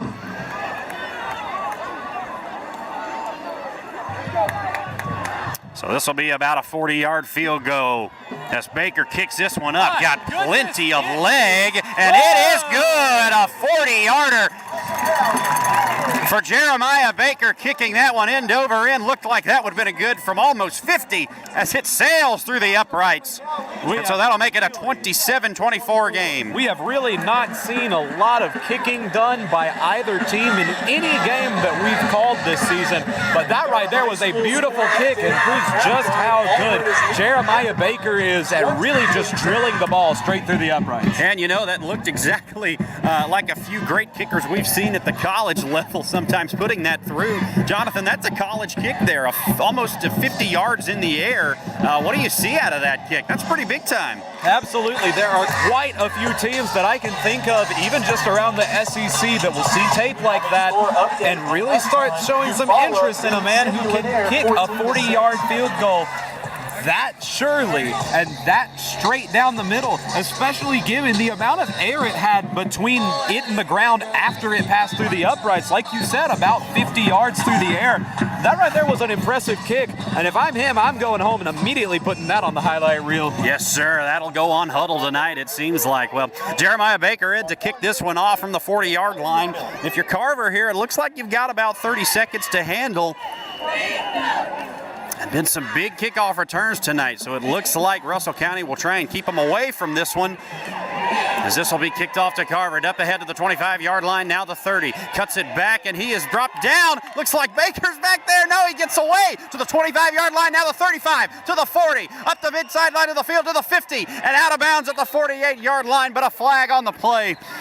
That play took about 15 seconds off the actual game clock, going here, there, everywhere, but makes his way up to the 50, but a flag down at the 44. Well, I'll tell you what, that was a fantastic effort by Carver to find a way to turn nearly a terrible run into a fantastic run, but that penalty is going to go against Carver and being back to the spot of the foul and then drop it back about 10 yards. So that entire extra effort was basically just negated there, and you really hate to see that if you're a Carver fan, because you're looking to hopefully find a way, if you're them, to maybe get back into field goal range and extend the lead right before the half. 15 seconds remaining to do just that. Carver bringing the offense back on the field, starting this drive from the 34-yard line. We'll see what they elect to do as Green comes back in to try to lead this offense. Jamar Green has been fantastic so far tonight,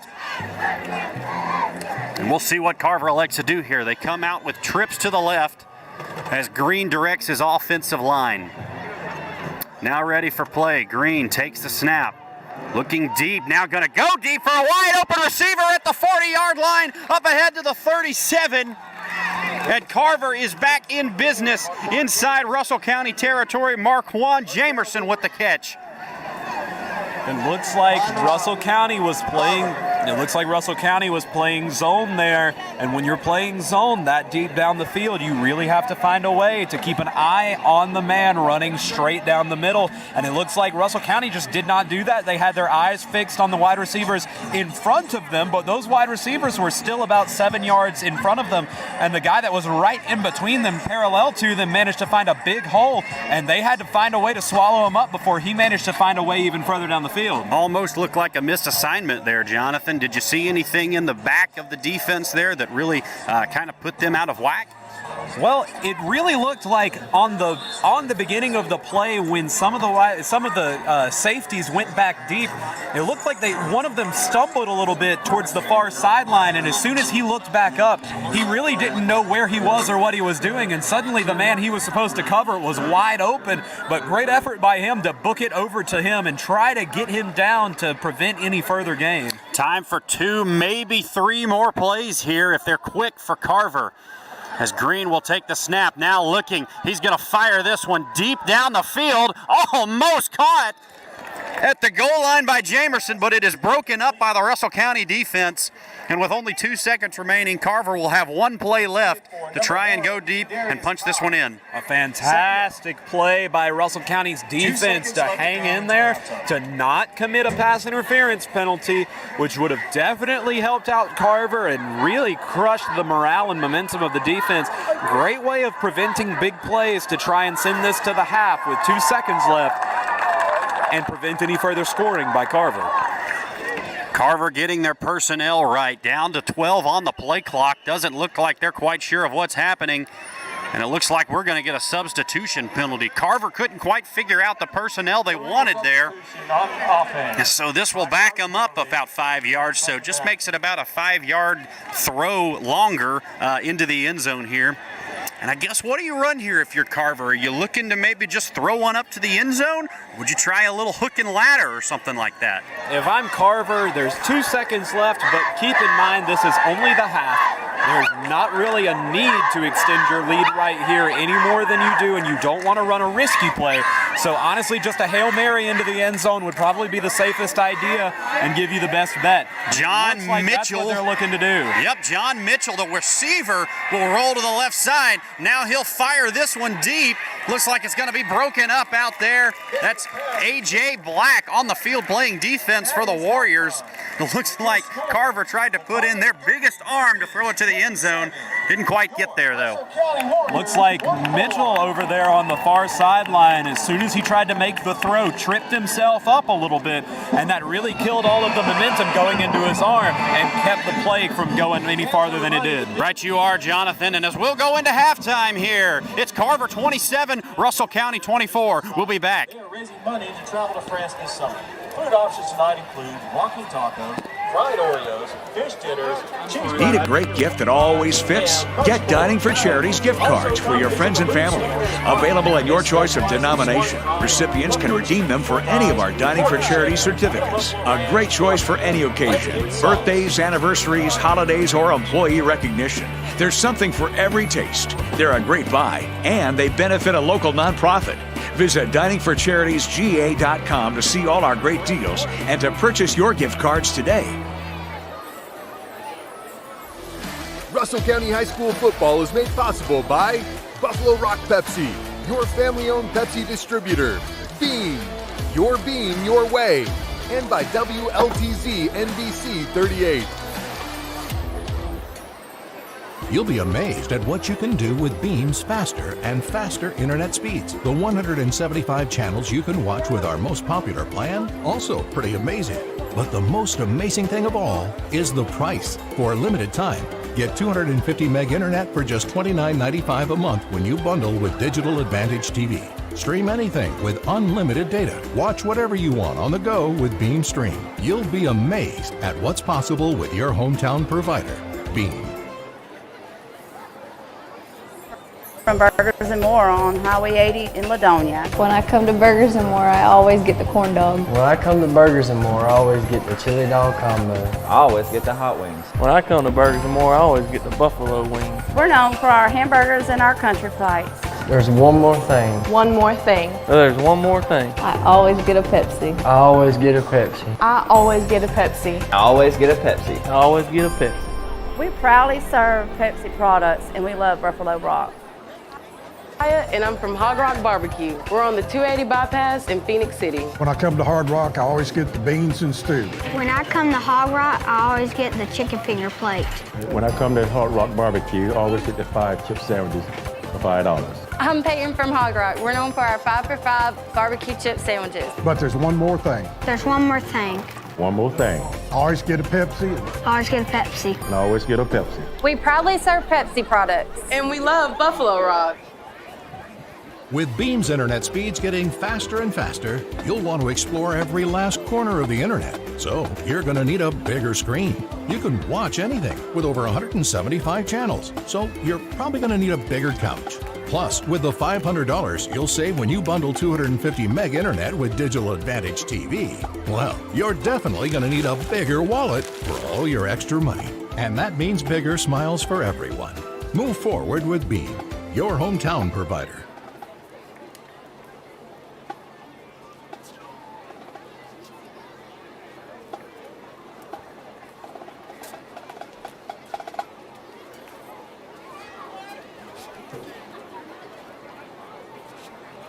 Good evening, ladies and gentlemen.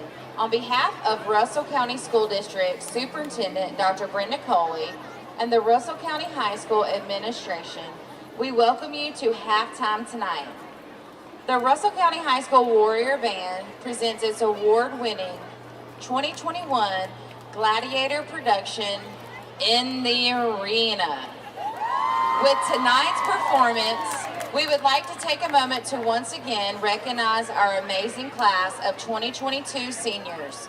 Please give these awesome seniors one more round of applause for their hard work and dedication for their many years of service to Russell County High School and the band program. The band is under the direction of Drum Major Jeremiah Patterson. Russell County High School Warrior Band, you may take the field.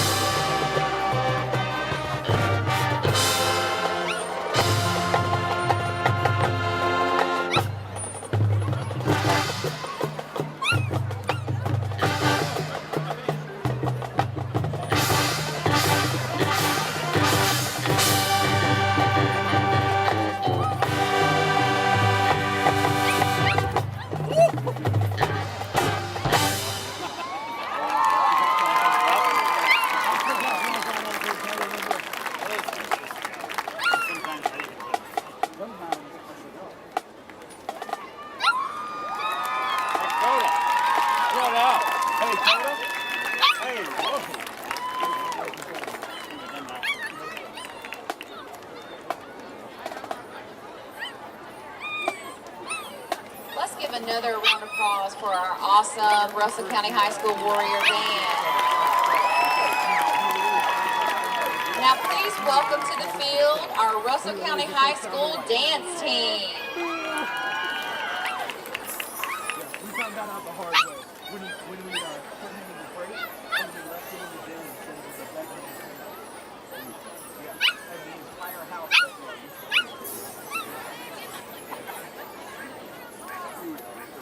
They said, we didn't get any sleep last night. I said, you sleep right?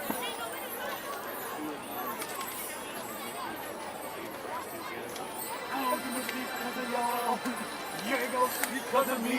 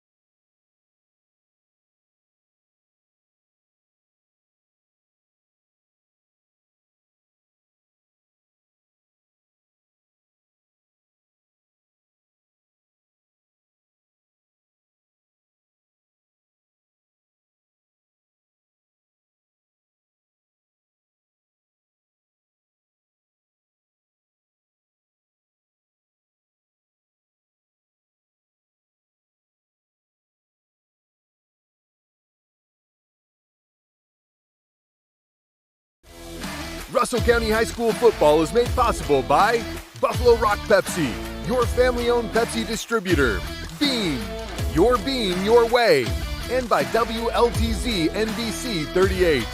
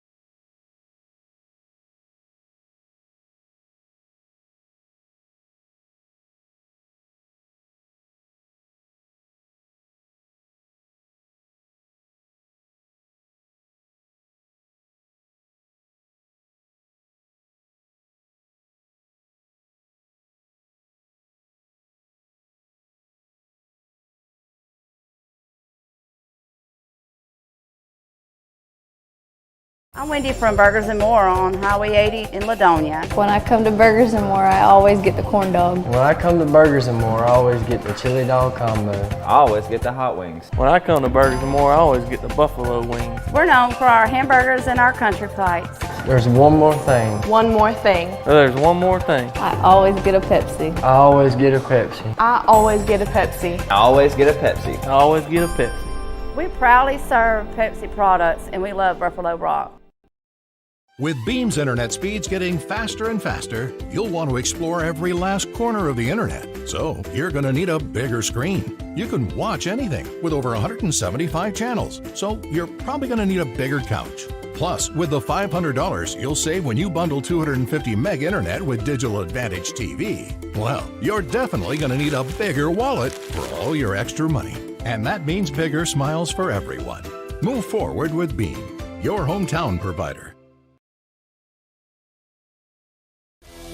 Russell County High School football is made possible by Buffalo Rock Pepsi, your family-owned Pepsi distributor, Beam, your way, and by WLTZ NBC 38.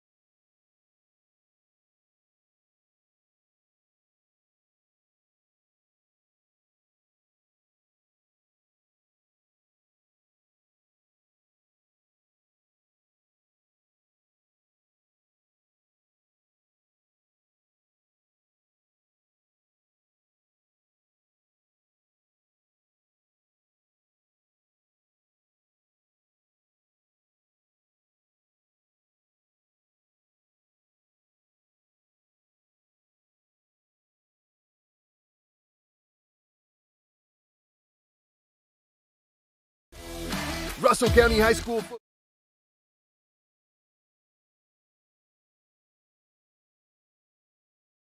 Drives and given the ball back to their offense. They've allowed big plays, blown some coverages, and had some really bad missed tackles that have allowed Carver to come back and score a few points. So, number two things that Russell County needs to work on, most importantly, is to maintain momentum, maintain that rhythm. And number two, they have to manage to tighten up on defense. You can't have any more missed coverages.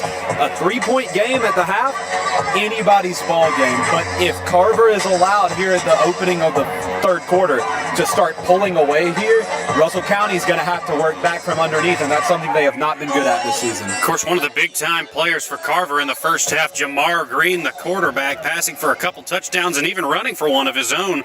We'll see what he can do in the second half as we are ready to get it started. Jeremiah Baker kicking this one off. Gonna pooch it down to about the 15-yard line. There's Emerson on the carry, and he's got a hold of the 40 to the 45, 50 across midfield and goes out of bounds at the 45-yard line. Another good kickoff return for Carver in this game.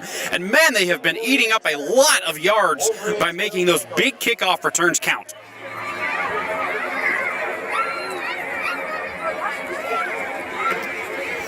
Boy, Marquand Jamerson having a very nice game tonight. Has had a couple great kickoff returns, is also a touchdown on the evening. He has played very well for this Carver team coming in, looking to play spoiler to this Russell County Warrior squad. 44-yard line, 1st and 10 for Carver. Green will hand this off to Hopkins, going to the left side. He's got a hold of the 40, breaks the tackle to the 30, to the 25, 20, 15, 10, down the sideline, and he steps out of bounds as he sidesteps a man into the end zone, but they will get him out of bounds at the 13-yard line, so immediately a big run by Carver to get into the red zone. And just one of those things that we were talking about before the half started. Russell County really needs to find a way to limit the big plays of Carver and to not allow big holes. And a big break there for Russell County. A holding penalty will back Carver up from the original spot. Happened around the line of scrimmage, so we will go back to Russell County territory, to Carver territory, back to the 45-yard line. So a big break for Russell County. For Carver, not so much.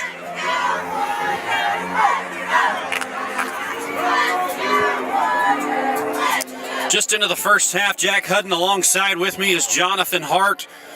We are coming to you from Seal, Alabama, Russell County High School, as Jamar Green for Carver takes a snap. Hand it to Hopkins again. He'll pick up a couple as he makes his way out to the 47-yard line.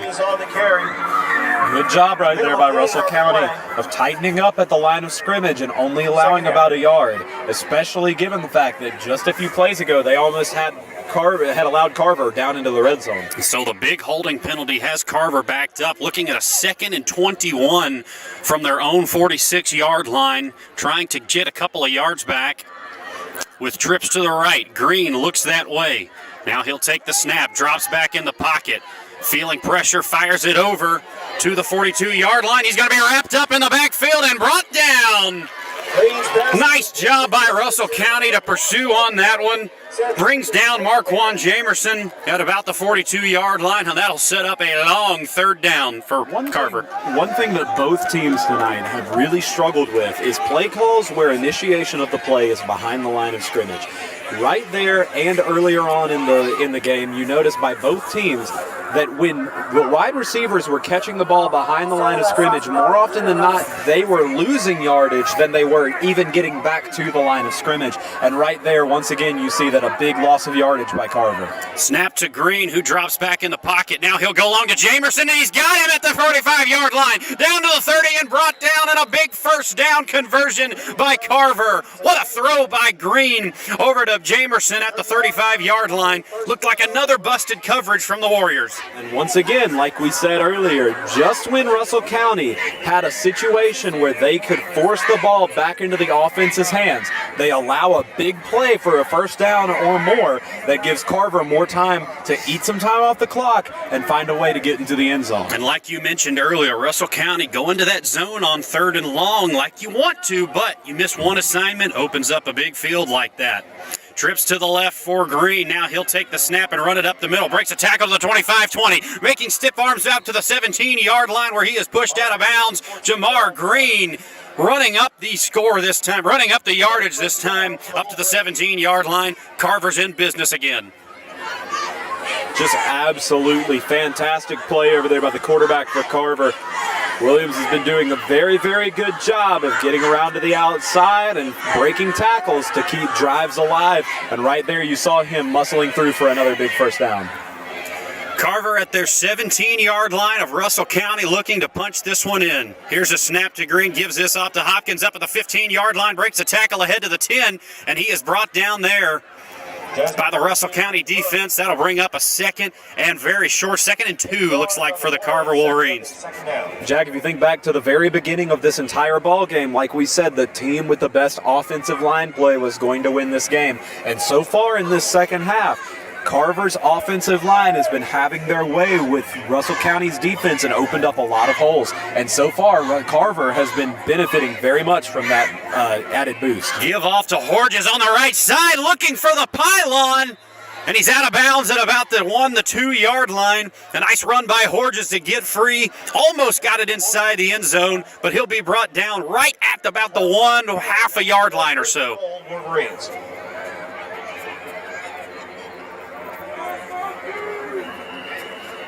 9:07 remaining in this 3rd quarter as Carver comes to the line with a fresh set of downs from the 1-yard line. Desmond Horges in the backfield's been big on this drive. Snap to Green. Horges takes it to the right side, and he's in. Touchdown, Carver. And another 6 on the board for the Wolverines. And that'll make it a 33-24 ball game with 9:04 remaining in the 3rd quarter. So Russell County was able to get it back to a 3-point game at the end of the half. And here to open up the half after a big play was allowed, a holding penalty brings it all the way back. Carver's facing 1st and 20 in their territory. and Russell County has them on 3rd and about 15, and then suddenly a big play is allowed, and suddenly you're looking at a 10-point ball game off of that basically just boils down to one missed assignment. Back on a 3rd and 15 play a few seconds earlier in this ball game. And that'll drive a defensive coordinator crazy, will it not, Jonathan? 3rd and 15, and you convert. Man, that's got to be a gut punch for a defense. Oh, absolutely it is. And really, truly, the thing that the defensive coordinator for this team needs right now more than anything is to sit his defense down while the offense is out there on the field and cover with them that they need to stick to their assignments, and they need to make sure that they have an eye on their man at all times, because if you can limit those big 3rd down plays that Carver has, Russell County's getting the ball back way more in this second half, and that gives them a chance to run the score up, tie the game up, and potentially take the lead with a chance to win. Carver back out here, and Jonathan, a note for these Carver Wolverines. That's the first time they've scored 30 on offense all season long. So the best offensive performance by Carver, and we're barely into the 3rd quarter. What have you seen from this Carver offense, and they've been able to move the ball? Well, Carver has done 3 main things very well on offense so far in this game that's been driving them along down the field very well. Number 1, offensive line play. They've been able to open up a lot of holes on the offensive line, and that's been giving them a lot of running room for the quarterback and the running back. Number 2, the quarterback. Their quarterback play has been through the roof. They've had a lot of really good plays, both with the legs and the arm. Green has been very accurate so far, except for the very beginning of the ball game in the first quarter. He's been very accurate. He's been finding his man. Once he got into a rhythm, it's been hard to shake that out of him. And number 3, most importantly, is that the wide receivers are going up and they're making plays. The wide receivers are finding a way to shake a man, and when they see that they have a chance to get out in front and make a play on the ball, they do it. And 9 times out of 10, they've been winning that battle, even on 50-50 balls. You know, Jonathan, I like what you said about the offensive line play. That is so important for a team to be able to move the ball, and it's such an underappreciated position sometimes, but it really is the lifeblood of a football team. About 10 remaining on the play clock here as Russell County players check their armbands, trying to get the play call. 5-4 on the play clock. Now Calhoun will take the snap. Throws it over to Pickett behind the line. He's got a hole up to the 30-yard line and out to the 31. So a minimal gain there, but some forward momentum for Russell County out of the gate, looking to answer that big touchdown by Carver. Once again, plays that are thrown and caught behind the line of scrimmage, not really going anywhere for either team, giving a lot of time for the defense of the other team to read the play, catch up with the ball carrier, and make the tackle before they're able to find a hole. And that's been absolutely killing Russell County so far. And just when it looked like they had started to throw the ball downfield more, they've started going back to their old ways, and they're stalling a little bit here early on in the 3rd quarter. 2nd and about 6 as Calhoun takes a snap, now throws it over to Epps. Epps trying to break free of the tackle over here on the near side, but he's brought down at the 35-yard line, and that'll set up a 3rd and 2, a very important 3rd and 2 coming out here, as you see Caden Chin coming in for the Russell County Warriors, as well as Jose Castillo in for this big 3rd down.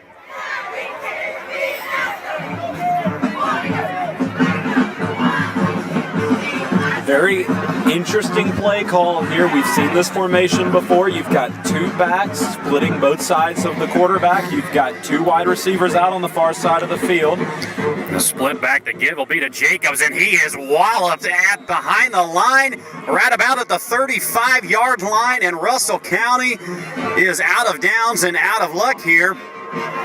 Unless they decide to go for this one, Jonathan, and this would be a big call right out of the gate. 4th and 2, Russell County will look to line up and go for this one. So a quick snap was tried, and looks like Russell County is going to bring on the bunt team.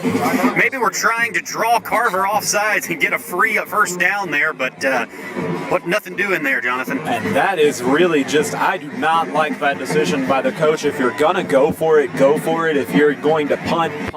But at this point in the ball game, when it's only a 10-point game and it's 7 minutes and 10 seconds left in the 3rd quarter, you've just wasted a precious timeout that you could have used later on in the game if it's close to try and keep your team in the game and stop the clock. So now you're working with 2 timeouts the rest of the game just because you were trying to draw a penalty.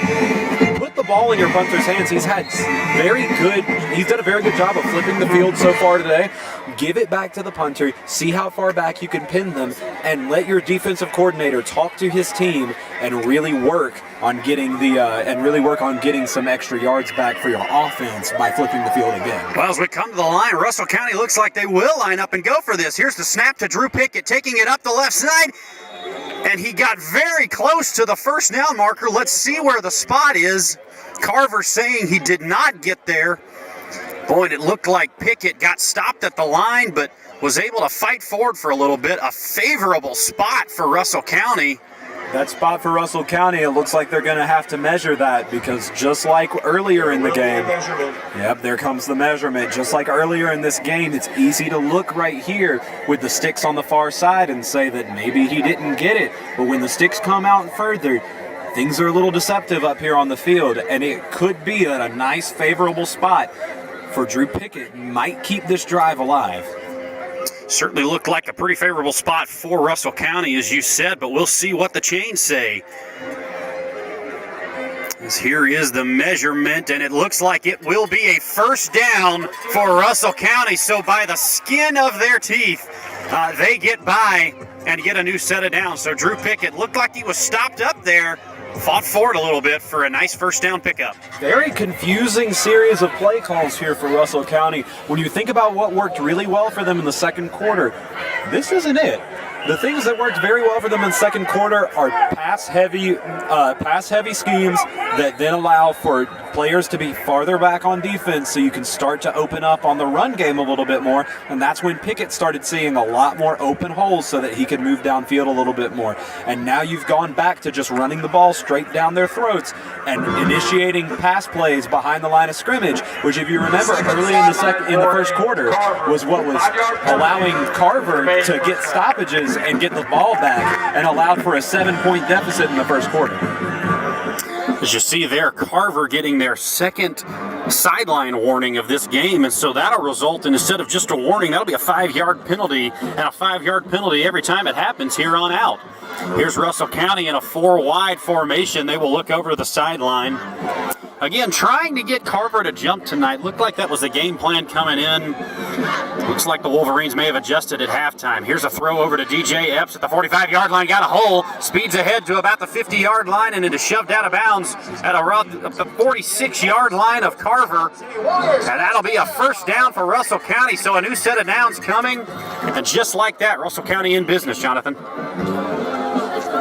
Just a really big play there by DJ Epps, who managed to find a way to stay in bounds after the initial contact was made. It started to look like it was going to be another tackle right around the line of scrimmage, but a great way to just muscle through, find a way to pick up some extra yards that resulted in a big first down. Here's first down and 10. Throw over to A.J. Black, who makes a man miss. Up ahead to the 40-yard line, still fighting for some yardage. Trying to strip the ball out is Carver, but he'll be ruled down at the 40-yard line. About a 6-yard gain on first down will set up a 2nd and 4 with just under 6.5 to go in this third quarter. If you don't believe in momentum in football, you're starting to see it right here. That 4th down conversion really started seeing Russell County up the tempo a little bit, and now they're moving the ball much better than they did on that first set of downs. So a nice first down play for Russell County. Here's an option to the right side, and he has leveled Robert Calhoun, trying to make the line of scrimmage. Is not going to get there. Carver in the backfield almost immediately, and they bring him down. It looked like that was Antoine Thomas who gets back there, big man, and he brings him down, making it a 3rd and 4 for the Warriors. What I really want to see here on 3rd and 4 is if they learned their lesson from that first set of downs, and they're going to start going back to what Robert Calhoun was doing really well, which is spread out the field a little bit more, give your wide receivers a little bit more of a one-on-one option so that they can maybe stretch the play out a little bit. And Pick it to the right side there, and it looks like Carver is going to get him down yet again. And what a nice play by Jason Baisley right there, who gets back in the backfield, brings him down. Let's see what Russell County chooses to do here. Already a 4th down conversion on this drive. Will they go for this again? So far in this game, we've seen a lot of gutsy calls by both offenses, and this time it looks like they're going to be back out on the field. But at some point, every football team has to realize that at some point, fourth down conversions are not going to work. And so you have to measure just how willing you are to potentially give Carver back the ball on the 40-yard line. A long drive getting even longer here as there is 4 seconds now on the play clock. Russell County going to have to hurry and get the snap off, and they're not going to do it. And a wasted timeout again by the Warriors. So, Jonathan, what do you see there? The Warriors not able to get that snap off, and they're down to 1 timeout, down 10. This right here is the worst possible scenario for Russell County. Some interesting play calls here by the coach, who is trying to find a way to get Russell County to win so that they keep their playoff hopes alive. But after finding a very strong identity for their team in the second quarter, suddenly you're seeing them go back to the ways of the first quarter that saw them have 0 points instead of the 24 that they scored in the second quarter. This is an absolute flip of the script for Russell County, and now because of that, because of uncertainty, because of losing the identity that you've already established, you have used 2 of your only 3 timeouts in this half, in the third quarter, before we've even hit the 4-minute mark in the fourth quarter. I mean, this is absolutely insane, and I really am starting to question just what not only the players but the coaches are thinking in hesitating so much. At some point, you've just got to pick the play and go for it. 4th and 4 for Russell County. A big play in this game as Calhoun will take the snap, throws it over to the left side. He's got his man. That's A.J. Black at the 30, and he's going to move ahead to the 28-yard line. So a big 4th down conversion. That's the second one on this drive for Russell County. A nice pass there to Calhoun over to A.J. Black. Man, if you're a Russell County fan, you just have to be really glad that that worked. 2 times now, once on a favorable spot and once on a long 4th down conversion that almost got a penalty to move it farther back. You're looking at 2 big 4th down conversions right here, but at the same time, you cost 2 timeouts, 1 on each of those. Calhoun rolls right, looking for Jose Castillo around the 20-yard line, but a little bit too high there. That'll bring up 2nd down and 10 from the 28-yard line. Jonathan, it looks like Calhoun has been pretty accurate throwing the ball tonight. Not a whole lot of missed throws. That one there a little bit too high for Castillo, but has hit receivers in the hands mostly all night.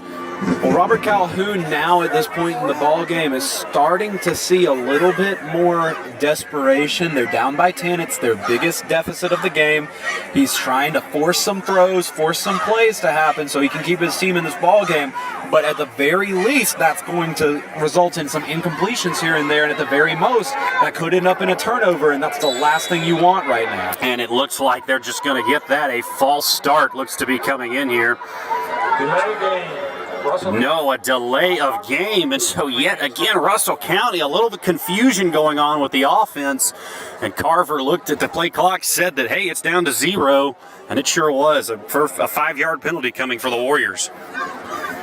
Russell County found a great tempo. No penalty for delay of game. And so, Jonathan, a big development here, actually. Instead of a delay of game penalty, Russell County did call a timeout. That is the 3rd timeout used, Jonathan, not only this quarter, on this drive by Russell County, and they are out. They're out for the rest of the half. Jonathan, what does that do? They've lost an entire drive now, it seems. No matter what happens here, no matter what points are scored, your team has lost this drive. Because at the end of the day, what Carver will come away with from this drive is that even if they allow a touchdown, they are still up by 3, and now they can just milk the clock however they want to and keep the clock running. And even if it stays a 3-point game the rest of this ball game, you have no way of stopping the clock without getting to the sidelines. And that's not a guarantee on every single play. Carver can play from the outside in and start forcing players into the middle of the field to keep the clock running, and they can literally just wear out the clock and keep Russell County from having a chance to get back into this game. Well, certainly not a well-managed drive so far, but there's a pass to A.J. Black broken up by the Carver defense. And Calhoun can't quite connect with A.J. Black that time. Looks like it was broken up. back there in the safety position. And so Russell County will come to the line here, 3rd and 10 from the 28-yard line. And Jonathan, as you said, you'd like to get points here, but really the timeouts are going to be a thing that looms large for the rest of this game. But if you're Russell County, think you got to get points here, no matter what. The good news about having no timeouts left is Russell County's going to have to go back to what was really working for them in the second quarter, which is a very pass-heavy scheme. And a pitch to Pickett here, and he's going to be dragged down by the Carver defense in the backfield at the 35-yard line. Carver pinning their ears back and swarming to the ball on this drive. And they've got Russell County in a heck of a situation here. A 4th and 16 coming up for the Warriors. And with 4th and 16 from where this ball would be spotted with the distance that we saw from Baker, I would not hesitate to just go ahead and attempt a field goal, because if you attempt a 4th down conversion, you turn the ball over if you don't make it. If you miss the field goal, you turn the ball over if you don't make it. And right now, I'm trusting the leg of Baker in attempting to get points on the board. Russell County will line up and go for this. A deep ball is going to be broken up by Carver, and that'll be a turnover on downs. Russell County looking for a flag back at the 20-yard line. Jonathan, maybe not the smartest of decisions there to be going for it on 4th and 16, but at this point, you know, Russell County's running out of options with no timeouts left on the board.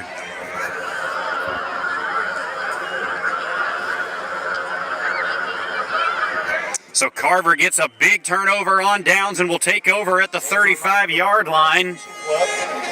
As back on the field will come Jamar Green, a junior athlete looking to quarterback this team down. And Jonathan, it seems like a score here, while not certainly out of reach the game would be, it would certainly make things difficult on the Russell County Warriors.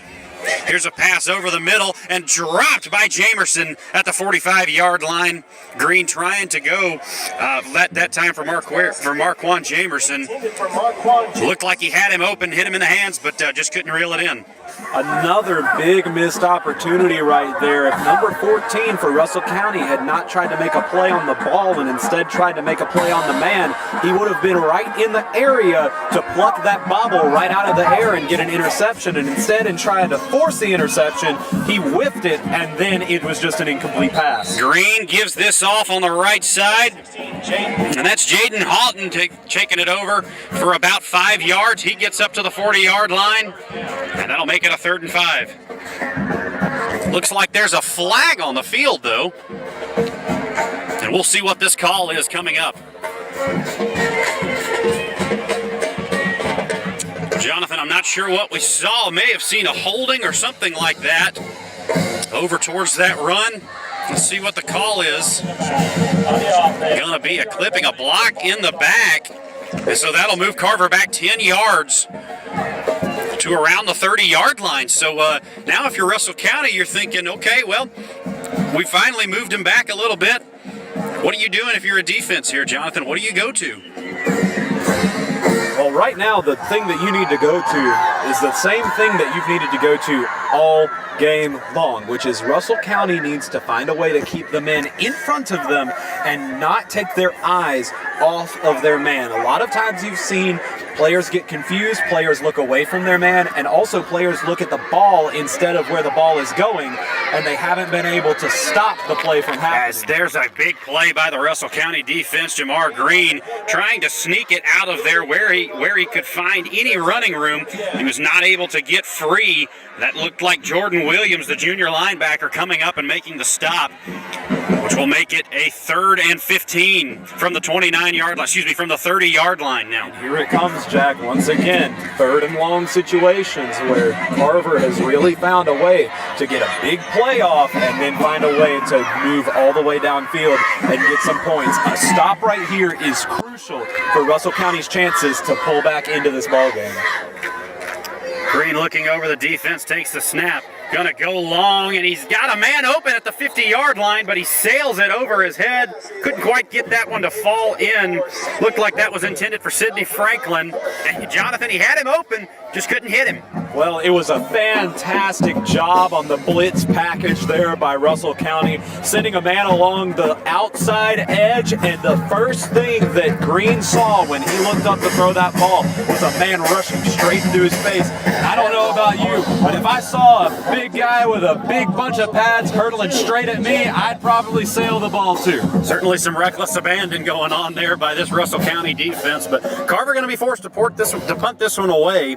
This is the first punt we've seen from them since the first quarter. And Russell County almost gets to that, and on a very nice punt that time by Moore, as DJ Epps will run back and return this one. Gets a block ahead to the 30-yard line, breaks a man, now goes to the 45-yard line, dances ahead to the midfield, now to the 45-yard line, all flags all over the field, as Epps takes this one down the left side. He will walk this one into the end zone. That's a touchdown for Russell County, but 2 flags on the field. Looks like this is going to be coming back. It is definitely going to be coming back.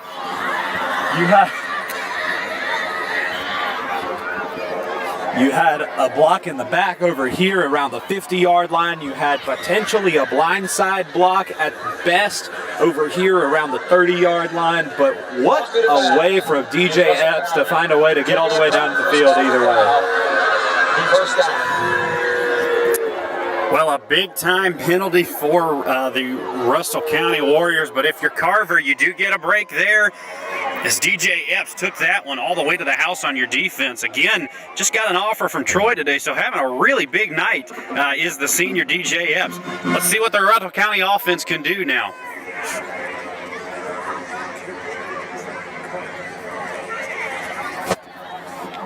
Well, Jonathan, what do you want to see from both teams on this side? If you're Russell County, but also if you're Carver, what are you thinking here? Carver, their number one thing they need to do, as they saw once Russell County advanced farther down the field, the more pressure you start to put on Robert Calhoun when he's in big play mode, the more likely you are to force an incompletion at best.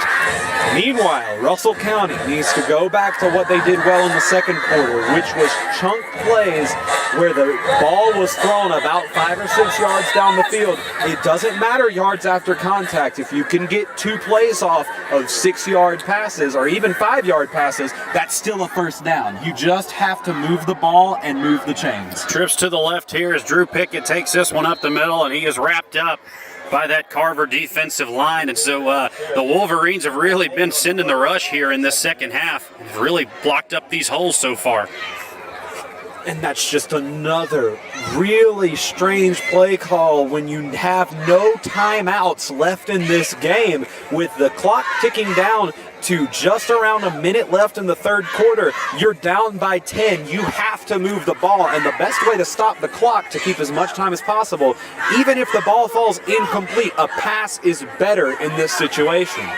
Jonathan, although people may say, well, it's only the third quarter, you got to remember that 12 minutes in each quarter, that's 13 minutes on the clock here. So you're certainly right. Russell County needs to move the ball, and that's not going to do it there as a quarterback draw goes for no gain. Oh, I'm sorry. Looks like he picked up 2 on the play, and so that'll bring up 3rd and 8 for the Warriors as time ticks down in this third quarter.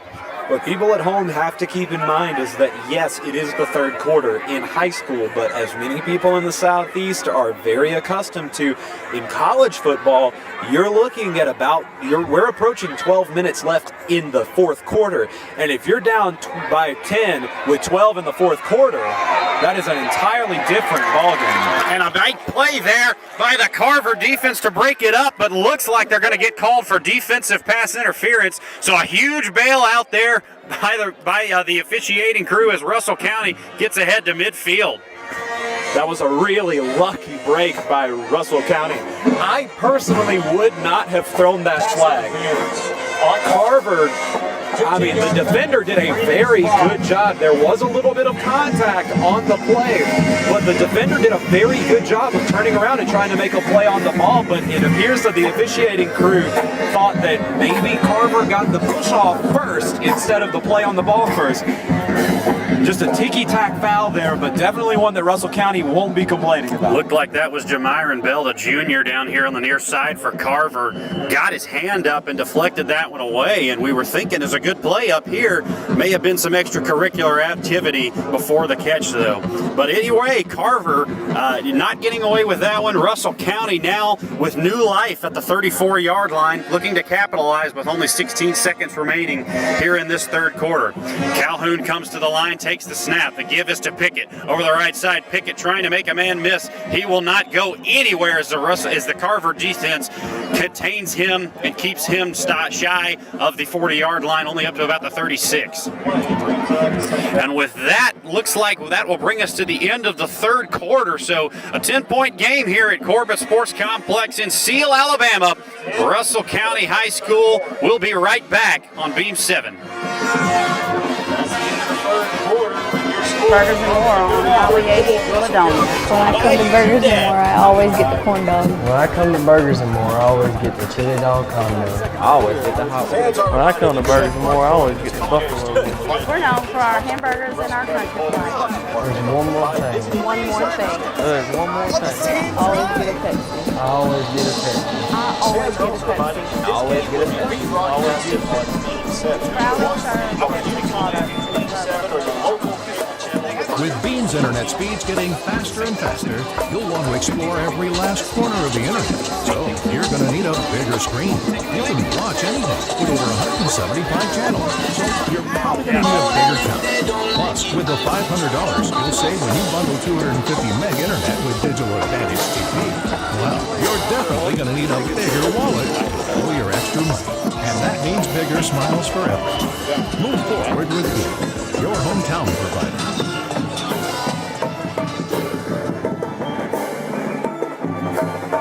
Back inside Corbett Sports Complex in Seal, Alabama, Russell County High School football with Carver as there is a big play over the middle and DJFs couldn't quite bring that one in. Defended well that time by the Carver defense. Looks like that was broken up by Jamyron Bell, who just received the pass interference penalty right before we left. And that'll make it 3rd and 8 for the Russell County Warriors.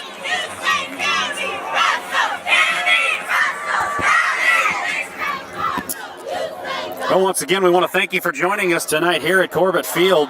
And Jonathan, these two teams been battling it all night. 7 combined points in the first quarter, then 34 combined points in that second quarter, then just 7 in the last quarter. What a wide variation of events we have going on here. And now the play clock has gone to 0. And yet again, Russell County with their 3rd delay of game penalty in what seems to be the last 5 minutes of game time or so.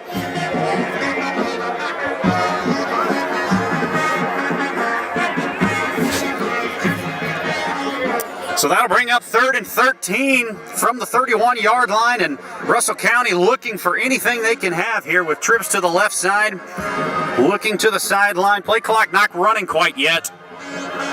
And now it will begin to roll as Calhoun checks his play, snaps it at the line. Fake is to Drew Pickett, and it looks like over the field to Castillo. Was trying to go there, thinking he got bumped, but no flag coming in from the officiating crew. And that'll bring up 4th and 13. Looked like Castillo was bumped before that pass got there, Jonathan, but flag kept in the pocket of the officials. And I'm going to be honest with you, I would have thrown the pass interference flag on that play over the play earlier.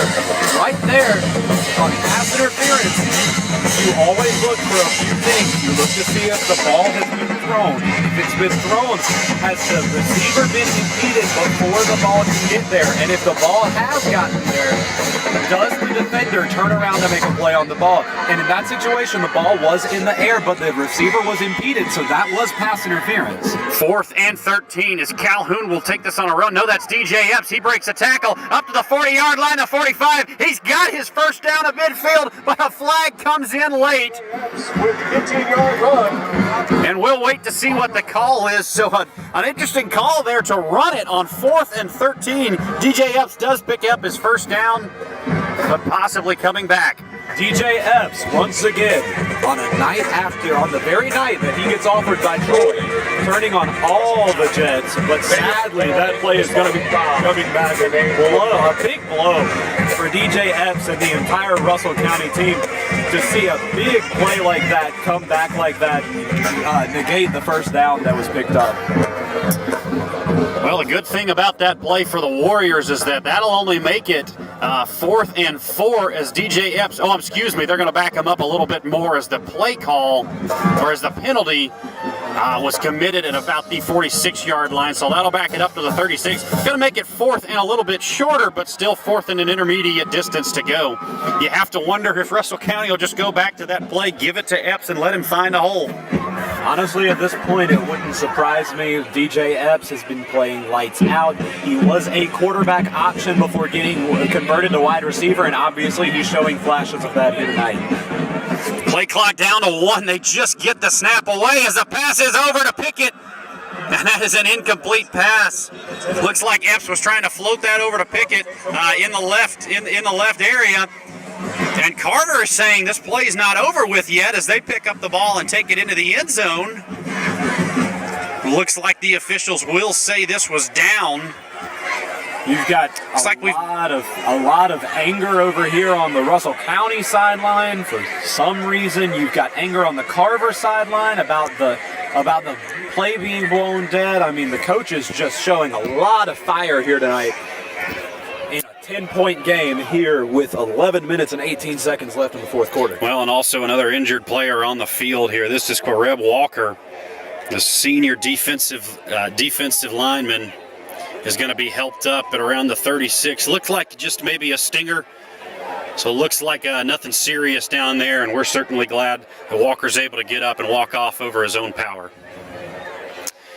But the ball will go over on downs to Carver High School here, and with 35 on yard line with 11:18 left to go in this game.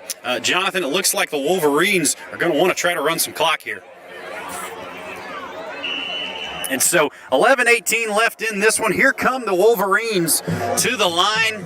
Jamar Green looking to lead this team down the field a little bit more. Here we are, 1st and 10 from the 35-yard line.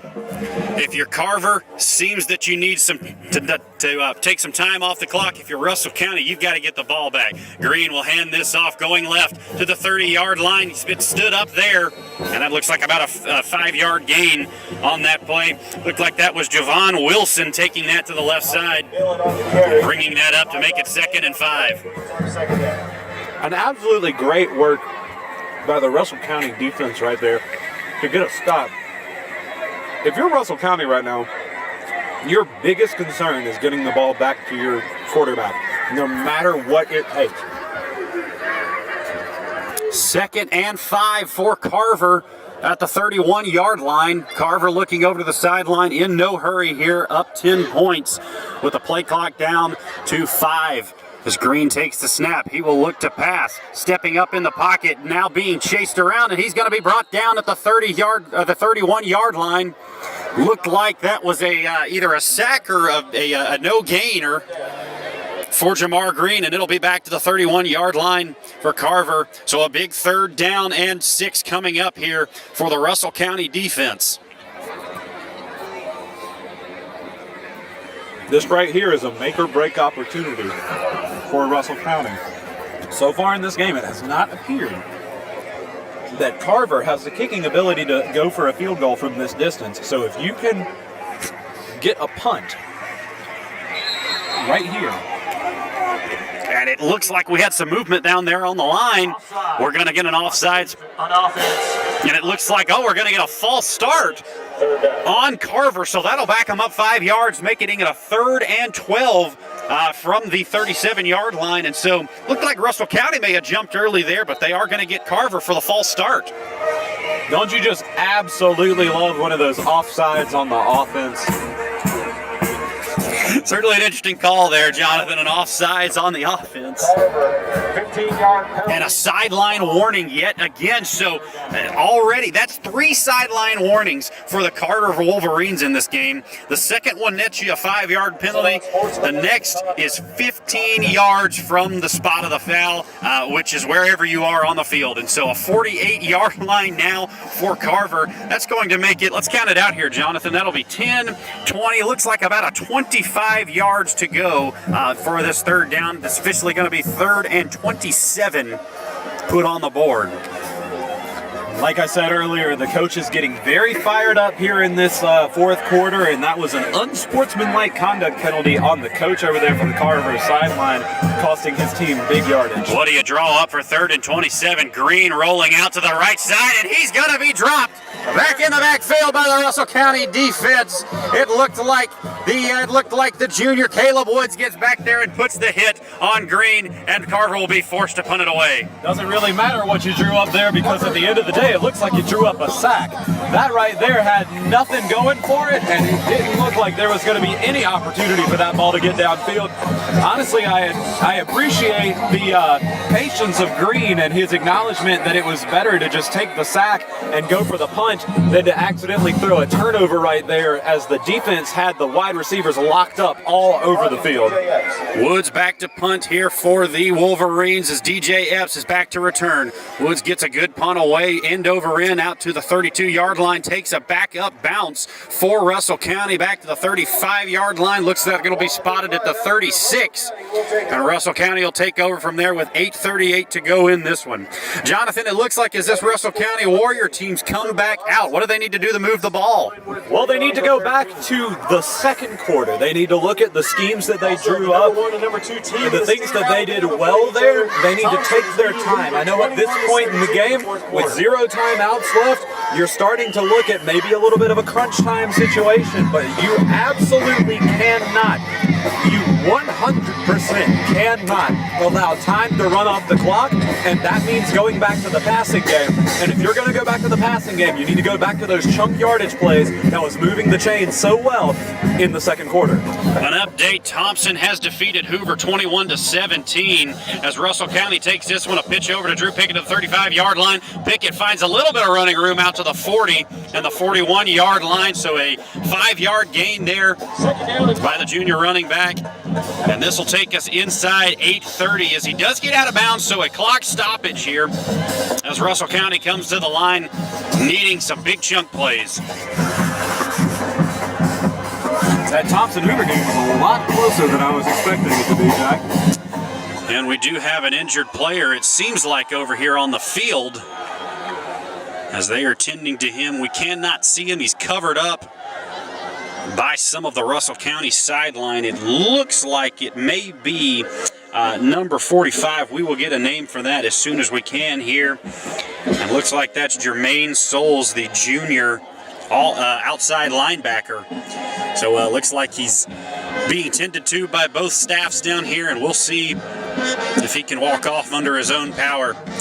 We'll take a look a little bit around the region again. So we mentioned that Thompson-Hoover score 21-17. Thompson comes out with a big win. That's the number 1 and number 2 team in Alabama playing each other tonight. And Thompson gets out of there with a huge win.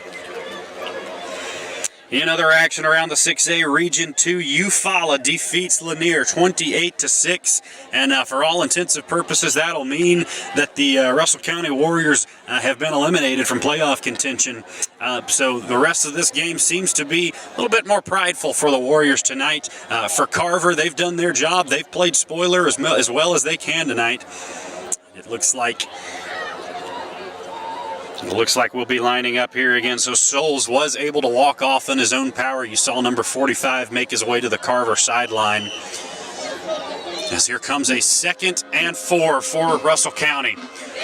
Calhoun will give it off to Pickett on the right side. Spins ahead to about the 44-yard line where he's tripped up and brought down, and that'll make it. It's 3rd and 2 as time ticks away here in the fourth quarter. At this point in the ball game, now knowing that there is no way for Russell County to make the playoffs, this more becomes about what can you build on going into the off season so that you can carry it into next season. And right now, they really need to start taking a look at possibly going back to some options that they haven't looked at so far in this game. Don't play it safe anymore. Hand off to DJ Epps going right, gets up ahead past midfield to the 46-yard line. A nice 10-yard carry by, that's AJ Black, not DJ Epps, as he makes his way up into Carver territory. So a 3rd and 2 goes for a first down, just under 7:40 to play in this one. That sweep on the handoff by A.J. Black is something we haven't seen enough of tonight. A.J. Black's speed and explosiveness around the line is something that they really need to exploit with the last 7.5 minutes. Calhoun takes this snap, fakes the handoff to Pickett, goes over the middle, and he's intercepted. Carver bringing it back to the midfield. Up ahead to the 40-yard line. He's still on his feet at the 30. Will be still on his feet at the 35, to the 20, to the 15, and brought down in Russell County territory. Robert Calhoun finally brings him down at the 15-yard line, but certainly not what you want right there by Russell County. And Jamiron Bell brings that back to the 10-yard line, and Carver is set up perfectly to ice this game.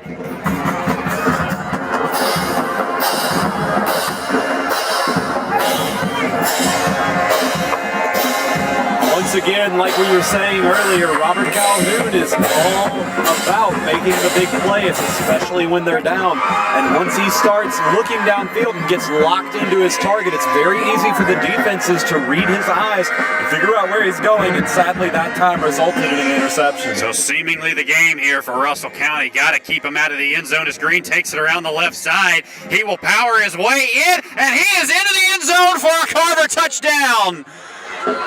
Jamar Green takes it to the left side for his second rushing touchdown of the night with just under 7 minutes to play, and Carver goes up by 16. So now with Carver up 40-24 with the extra point coming here, this would make it a 17-point game with 0 timeouts left and just under 7 minutes left in the game. Well, and we have seen Carver struggle a little bit with their kicking game tonight. Of course, a shanked extra point earlier, so a pretty important kick here. Still a 2-score game at 16. As the kick is up, and it looks like it has drifted through, and it is good. So a 17-point lead now for Carver as a flag comes in with 6:58 left to go in this one. It looks like Carver and one of the Carver players and one of the Russell County players got into a heated exchange there. And no matter how far down or how far up you are in a ball game, you have to keep your cool, because at the end of the day, what you say and what you do can still affect your team as a whole. And if you want your team to have a chance to win this game, you cannot overreact, especially in 7 minutes left in this game. Well, this one's certainly looking bleak now for Russell County, but on the other side of things, Carver has come out and put up 14 unanswered points now in this half. Jonathan, what has Carver done well in the second half, not only on defense, but on offense, to get these 14 points and to really hold Russell County down? And Jonathan, before you say anything, looks like we have an ejection in the game. Did not hear who that was on, but looks like we had somebody may have said something or done something that got him thrown out. So anyways, just wanted to give that tidbit. But Jonathan, going back to my point, what have you seen from this Carver team in the second half? Well, Carver has done a very, very good job of maintaining their offensive identity that they picked up on and ran with in the second quarter and really built on that, and they've gotten back to the fundamentals. And even when Russell County managed to force a punt late in the game that hopefully was going to bring them back within 3 points had they scored, you know, you're starting to see that Carver has the tenacity on defense to get the ball back as well. And one thing that Carver can really look at going forward here, one thing that really is going to be good for them in the offseason, is to work on their offense, yes, but to keep building on the fundamentals that their defense showed, because their defense has played very well tonight. They had a little bit of an almost Civ-like quality in the second quarter, but you take out the second quarter, that's when Russell County scored all of their points. In 3 quarters, their defense has held Russell County scoreless, and in the second quarter, Russell County scored 24. Castillo taking this at the 35-yard line, makes his way up close to midfield. He'll finally be run out on the Carver sideline around the 47. Looks like some extracurricular going on, and a flag comes out of the pile, drops on the field. Looks like we're going to have some sort of personal foul or unsportsmanlike conduct over on that sideline. We'll see who it's on. Goodness, this game is just getting out of hand. These coaches need to talk to their players and corral them back in, because this is just getting excessive. Have your attention, please. Will Miss Clara Holder please report to the press box? Would Miss Clara Holder please Well, Jonathan, while we have a break in the action, let's look around the region a little bit of some of the other scores. Auburn High School defeating Enterprise 42-28. They will take the 2 spot in the 7A playoffs as Carver gets hit with another unsportsmanlike conduct penalty to move Russell County to about the 40-yard line as they start this drive moving towards the Carver end zone. And so now you're seeing how these little penalties here, when you think you've got the game won, could suddenly... So a correction here. Looks like we're going to have offsetting penalties here as the official's still discussing it about the 40-yard line. Again, we saw a crowd gathering over as Castillo went out of bounds, and so not really sure what anyone said or did in the middle of that. We just saw flags flying, so we'll have to see what the final ruling here is.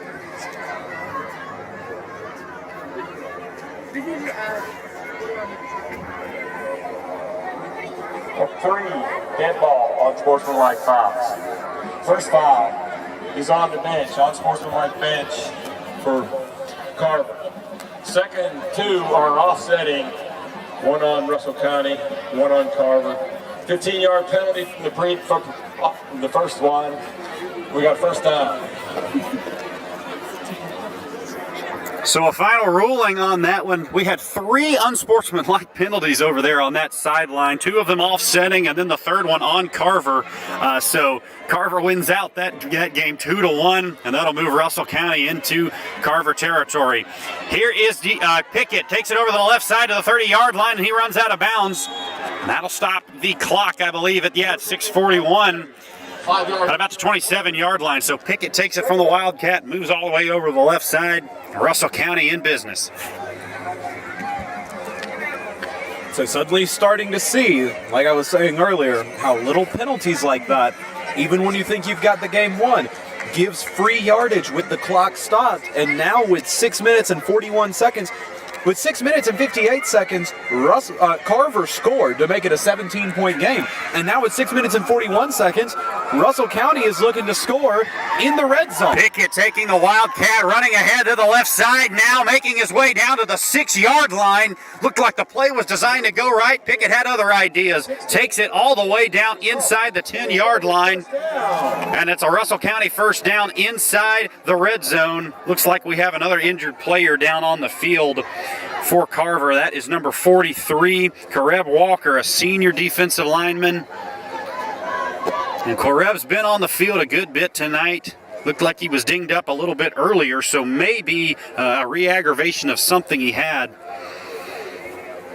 As the medical staff will attend to him right down at about the 6-yard line. While we have a break in the action, let's look back at some of the scores from the 7A region. Of course, Auburn defeating Enterprise. We discussed that. Auburn will take the 2 spot in the 7A playoffs. Then you have Prattville defeating Jeff Davis 36-9. So a couple of blowouts happening tonight around the region. Of course, we have this going at 41-24, as you see on your screen there. In 6A Region 2 play, we have Lanier and Eufaula. Eufaula beating Lanier 28-6, and that will do it then for the Russell County playoff hopes. And so looking like they were trying to win this game and maybe sneak their way in. Eufaula winning that one will just about do it for them. So right here, Russell County sees 6 minutes and 31 seconds left on the clock. If they can punch this in, it brings it back to a 10-point game. And then suddenly, with good clock management and good defensive play, you're going to be looking at a chance to give your offense some time to win this ball game.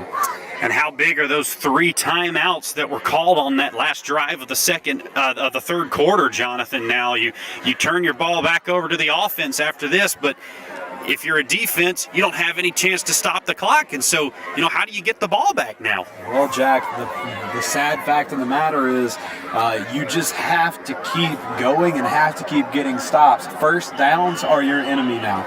Yes, you have no way of keeping them from shaving a good amount of time off the clock, especially with the way that the play clock will keep winding down on run plays and all that. But if you can keep trying to force players to the outside, and you can keep making tackles before the line to gain, then in theory you have a chance of giving your offense a good chance of getting the ball. But both offense and defense have to be playing near perfect games at this point, with 3 timeouts off the board in the third quarter. That was DJ Epps on the direct snap there, taking it for, it looks like, a 1-yard loss as he gets dropped back to the 10-yard line. And so Russell County going the wrong way. And he'll line up again in the Wildcat formation, but a flag comes down and around the 18-yard line. Substitution on the offense. 12 men on the field. 5-yard penalty, remains second down. And boy, just a killer again for Russell County. Too many men on the field to break the huddle, and so that will move back to the 15-yard line. So 2nd and 15 now for Russell County. A 2nd and goal from the 15-yard line for Russell County here. That will make it with coming up on 5.5 minutes less to go at this one. And so if you're Russell County getting late here, you've got to punch this in and just hope that you can come up with maybe some onside kicks, maybe a turnover. And we'll see what they come up with here as the play clock now down to 3, down to 2, down to 1, and it will run out on Russell County. And yet again, a delay of game penalty on the Warriors. Now the Warriors kind of wishing that they had the timeouts back that they took on the delay of games in the third quarter, because now you're moving even further back. You're looking at 2nd and goal from the 20-yard line, when at best you could have avoided both of those penalties earlier with a timeout and been at 2nd and goal from the 10. Epps back to pass, puts this up in the air, and it's pulled in! It's pulled in by A.J. Black at the goal line! What a play! Carver may have had an interception ready to go there in the end zone, but oh my goodness, what a catch that time by A.J. Black, falling in. And Russell County has punched it in. Well, Jack, if you notice on that play, the defender got in front of A.J. Black and had a play on the ball. A.J. Black wrapped his arm around the defender and punched the ball out up into the air to juggle it into his own arms to fall into the end zone. What a play to try and get his team back into this game. And now it is a 10-point ball game with 5 minutes left in this game. Jamyron Bell for Carver looked to be the culprit there, as he had the interception in the hands, as looked like, Jonathan. But as you mentioned, a fantastic play by A.J. Black all of a sudden to come up with the ball. And Jonathan, here goes the light show. Russell County trying to do what they can to get back in this game with just over 5 minutes left remaining. If I am A.J. Black, I am going straight to the sideline, and I am telling this defense to play the game of their lives with your team that is willing to do everything that they can, like A.J. Black just did, to find a way to win this game. A perfect defensive game from here on out gives them a chance to pull this out with 5 minutes left in this ball game. And Jonathan, some big news coming in from Hoover now. That game actually had not gone final the last time we talked about it. Hoover with a huge upset over the #1 team in Alabama high school football, 24-21. Hoover upsets Thompson. My goodness, tonight has just been a night of surprises, and that right there, if Russell County can come back and win this game, that'll just cap this whole night off right here. Russell County looking for the onside kick. They will squib kick it to about the 42-yard line, where it is recovered by Carver. That was actually looked like that was Laquan Jamison. That was actually a wonderful play right there. Yeah, it looked like Laquan Jamison caught the jumps on that for Carver. Go ahead, Jonathan. Whether or not you have to look at it from the Russell County point of view of, we have no timeouts and we need to keep time on this clock. Whether or not you recover that, because the player caught the ball and fell down on it immediately, 1 second maybe came off of that clock instead of all the time that would have come off had you kicked it through the air and they attempted a return. So right there, whether you recover it or not, that is in your best interest to stop the clock as soon as possible. So Carver out for a 1st and 10 from the 42-yard line. Snap is to Green. Green takes it up the middle, and he's got a hold of midfield. Growing ahead down to the 46-yard line. going ahead, excuse me. And it's a first down for Carver. Boy, and the Russell County defense there just looked like he kind of gave up the whole play, was going left, and Green just took that right up the middle. So just under 5 minutes to go now as the clock is stopped and the chains are reset. Now the clock will go again, 4:50 remaining in this one. 41-31 Carver, as they will look to just take time off the clock here. Green waving his arms, just waiting on this clock to run down a little bit. Carver comes out with trips to the left side. Hopkins in the backfield alongside Green. He'll take the snap. Green up ahead to the middle again, now to the 40-yard line, falls ahead. And with just under 4.5 minutes to go, Brings up second down. Green will go ahead for a 2nd and 3 now from the Russell County 40-yard line. And right here, this is where you're starting to see where the offensive line play is making a difference. If it hadn't been for the offensive line opening those holes, you would be seeing an entirely different offensive scheme and potentially Russell County already having the ball back. But now it is 2nd down and about 4 because they keep exploiting the holes that the offensive line can open up. Desmond Horges in the backfield alongside Green as he looks at the play clock.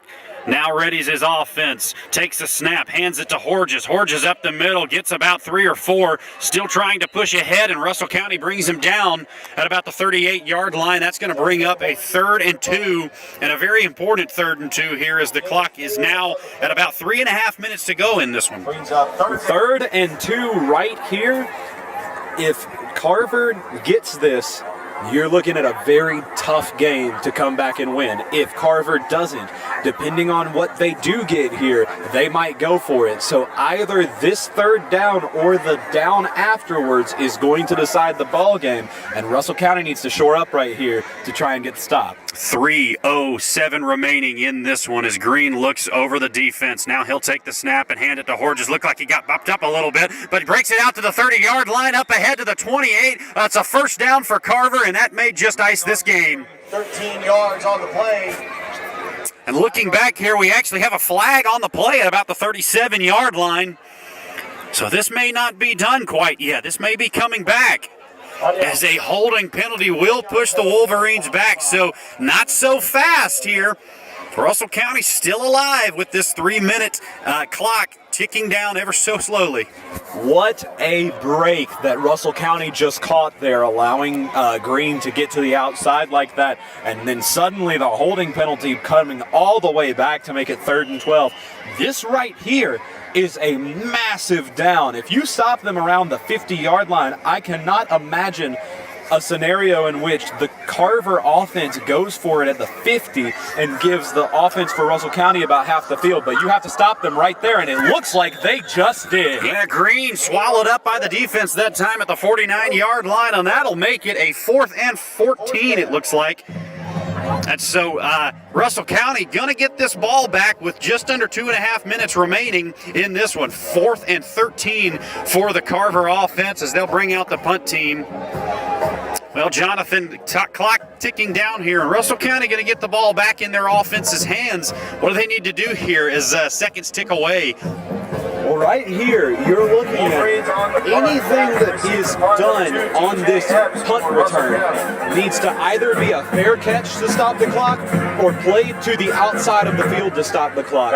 You need to get as many yards as possible for your offense, but most importantly, and this is key, your offense, when they come out, has to be able to move this ball quickly, effectively, and to the outside corners so that they can stop the clock and keep as much time as possible on that clock so that they then have enough time to attempt another onside kick to try to win this ball game. A delay of game will move the Wolverines back to the 45-yard line as Carver comes after, Russell County comes after that one, forces a pretty high punt that takes a Russell County bounce back to the 40-yard line.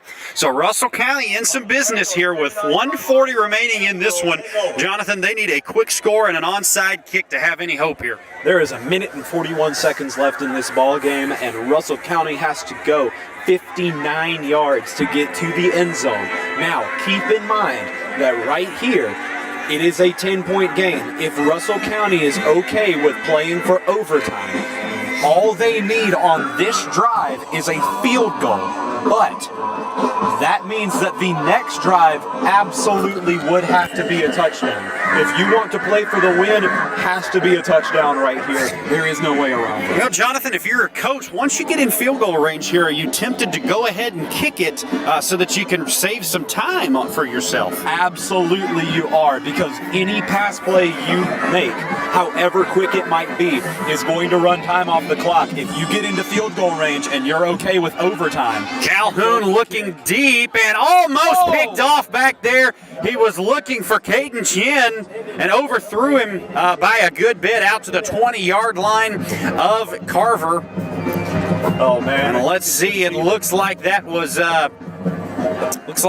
Jaquavius Rousseau back there in coverage. You can just see the disappointment from Caden Chin, trotting back to the line, owning up to it, saying, "That's my bad, guys."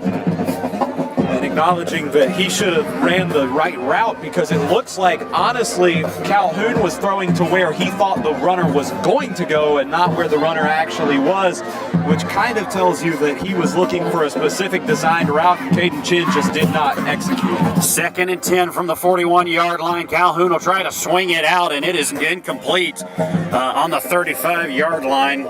Looked like he was trying to swing it over in the flat over here on the near side to Norkel Williams, the senior, but no dice there for Russell County, and that'll bring up a 3rd and 10 from the 41-yard line. So Russell County needs to get moving here if they want to put some points on the board and have any shot at a comeback. But it is getting late. 3rd and 10 from the 41-yard line with 1:21 left in this ball game. Calhoun tries to get the Carver defense to jump, and they will not budge. And now Russell County looking at the sideline, and yet again the play clock down to 4. Now down to 3, down to 2, 1. Just do get the snap off as the handoff goes up the middle, and he is brought down at the 41-yard line. So no gain that time, again by Norkel Williams, who comes in. And that's going to bring up a 4th and 9. 4th and 9 with the play clock winding down, the regular clock winding down. You're looking at under a minute left in this ball game, and it looks like they're going to bring on the punting unit, and this is going to be the end of the ball game right here. Just a lot of missed opportunities in the second half for Russell County. A costly interception thrown by Russell County late in the game. And of course, the very questionable decision to use all 3 timeouts in the 3rd quarter on the same drive just really killed everything.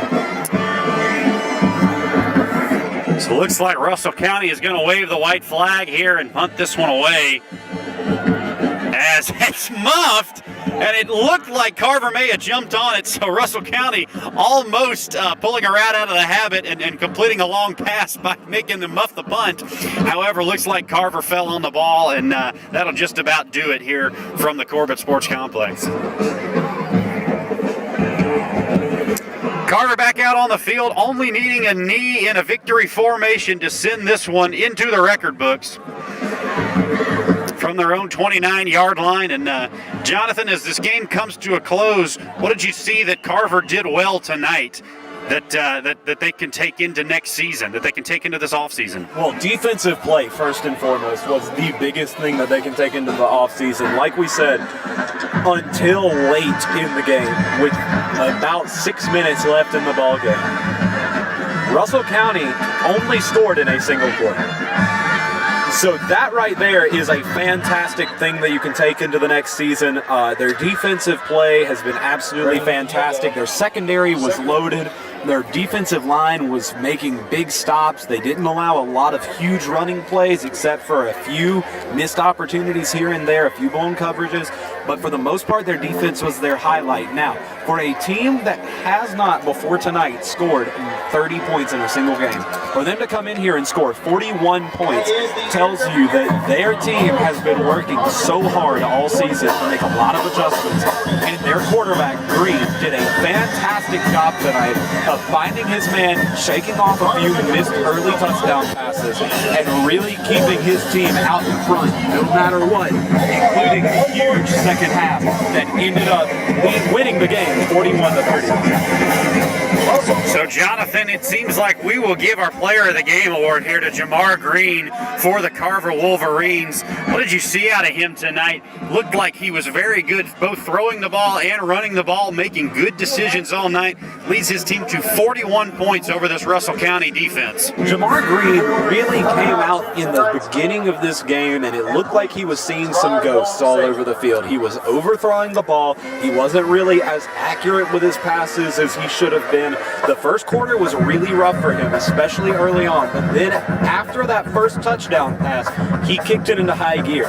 He settled in the pocket, trusted his offensive line, didn't try to force the plays, and suddenly you saw him a much more accurate passer, a much more consistent passer, and at the end of the day, that's what ended up winning this ball game, was that he was able to make the big plays by being confident, and the confidence that he showed was key.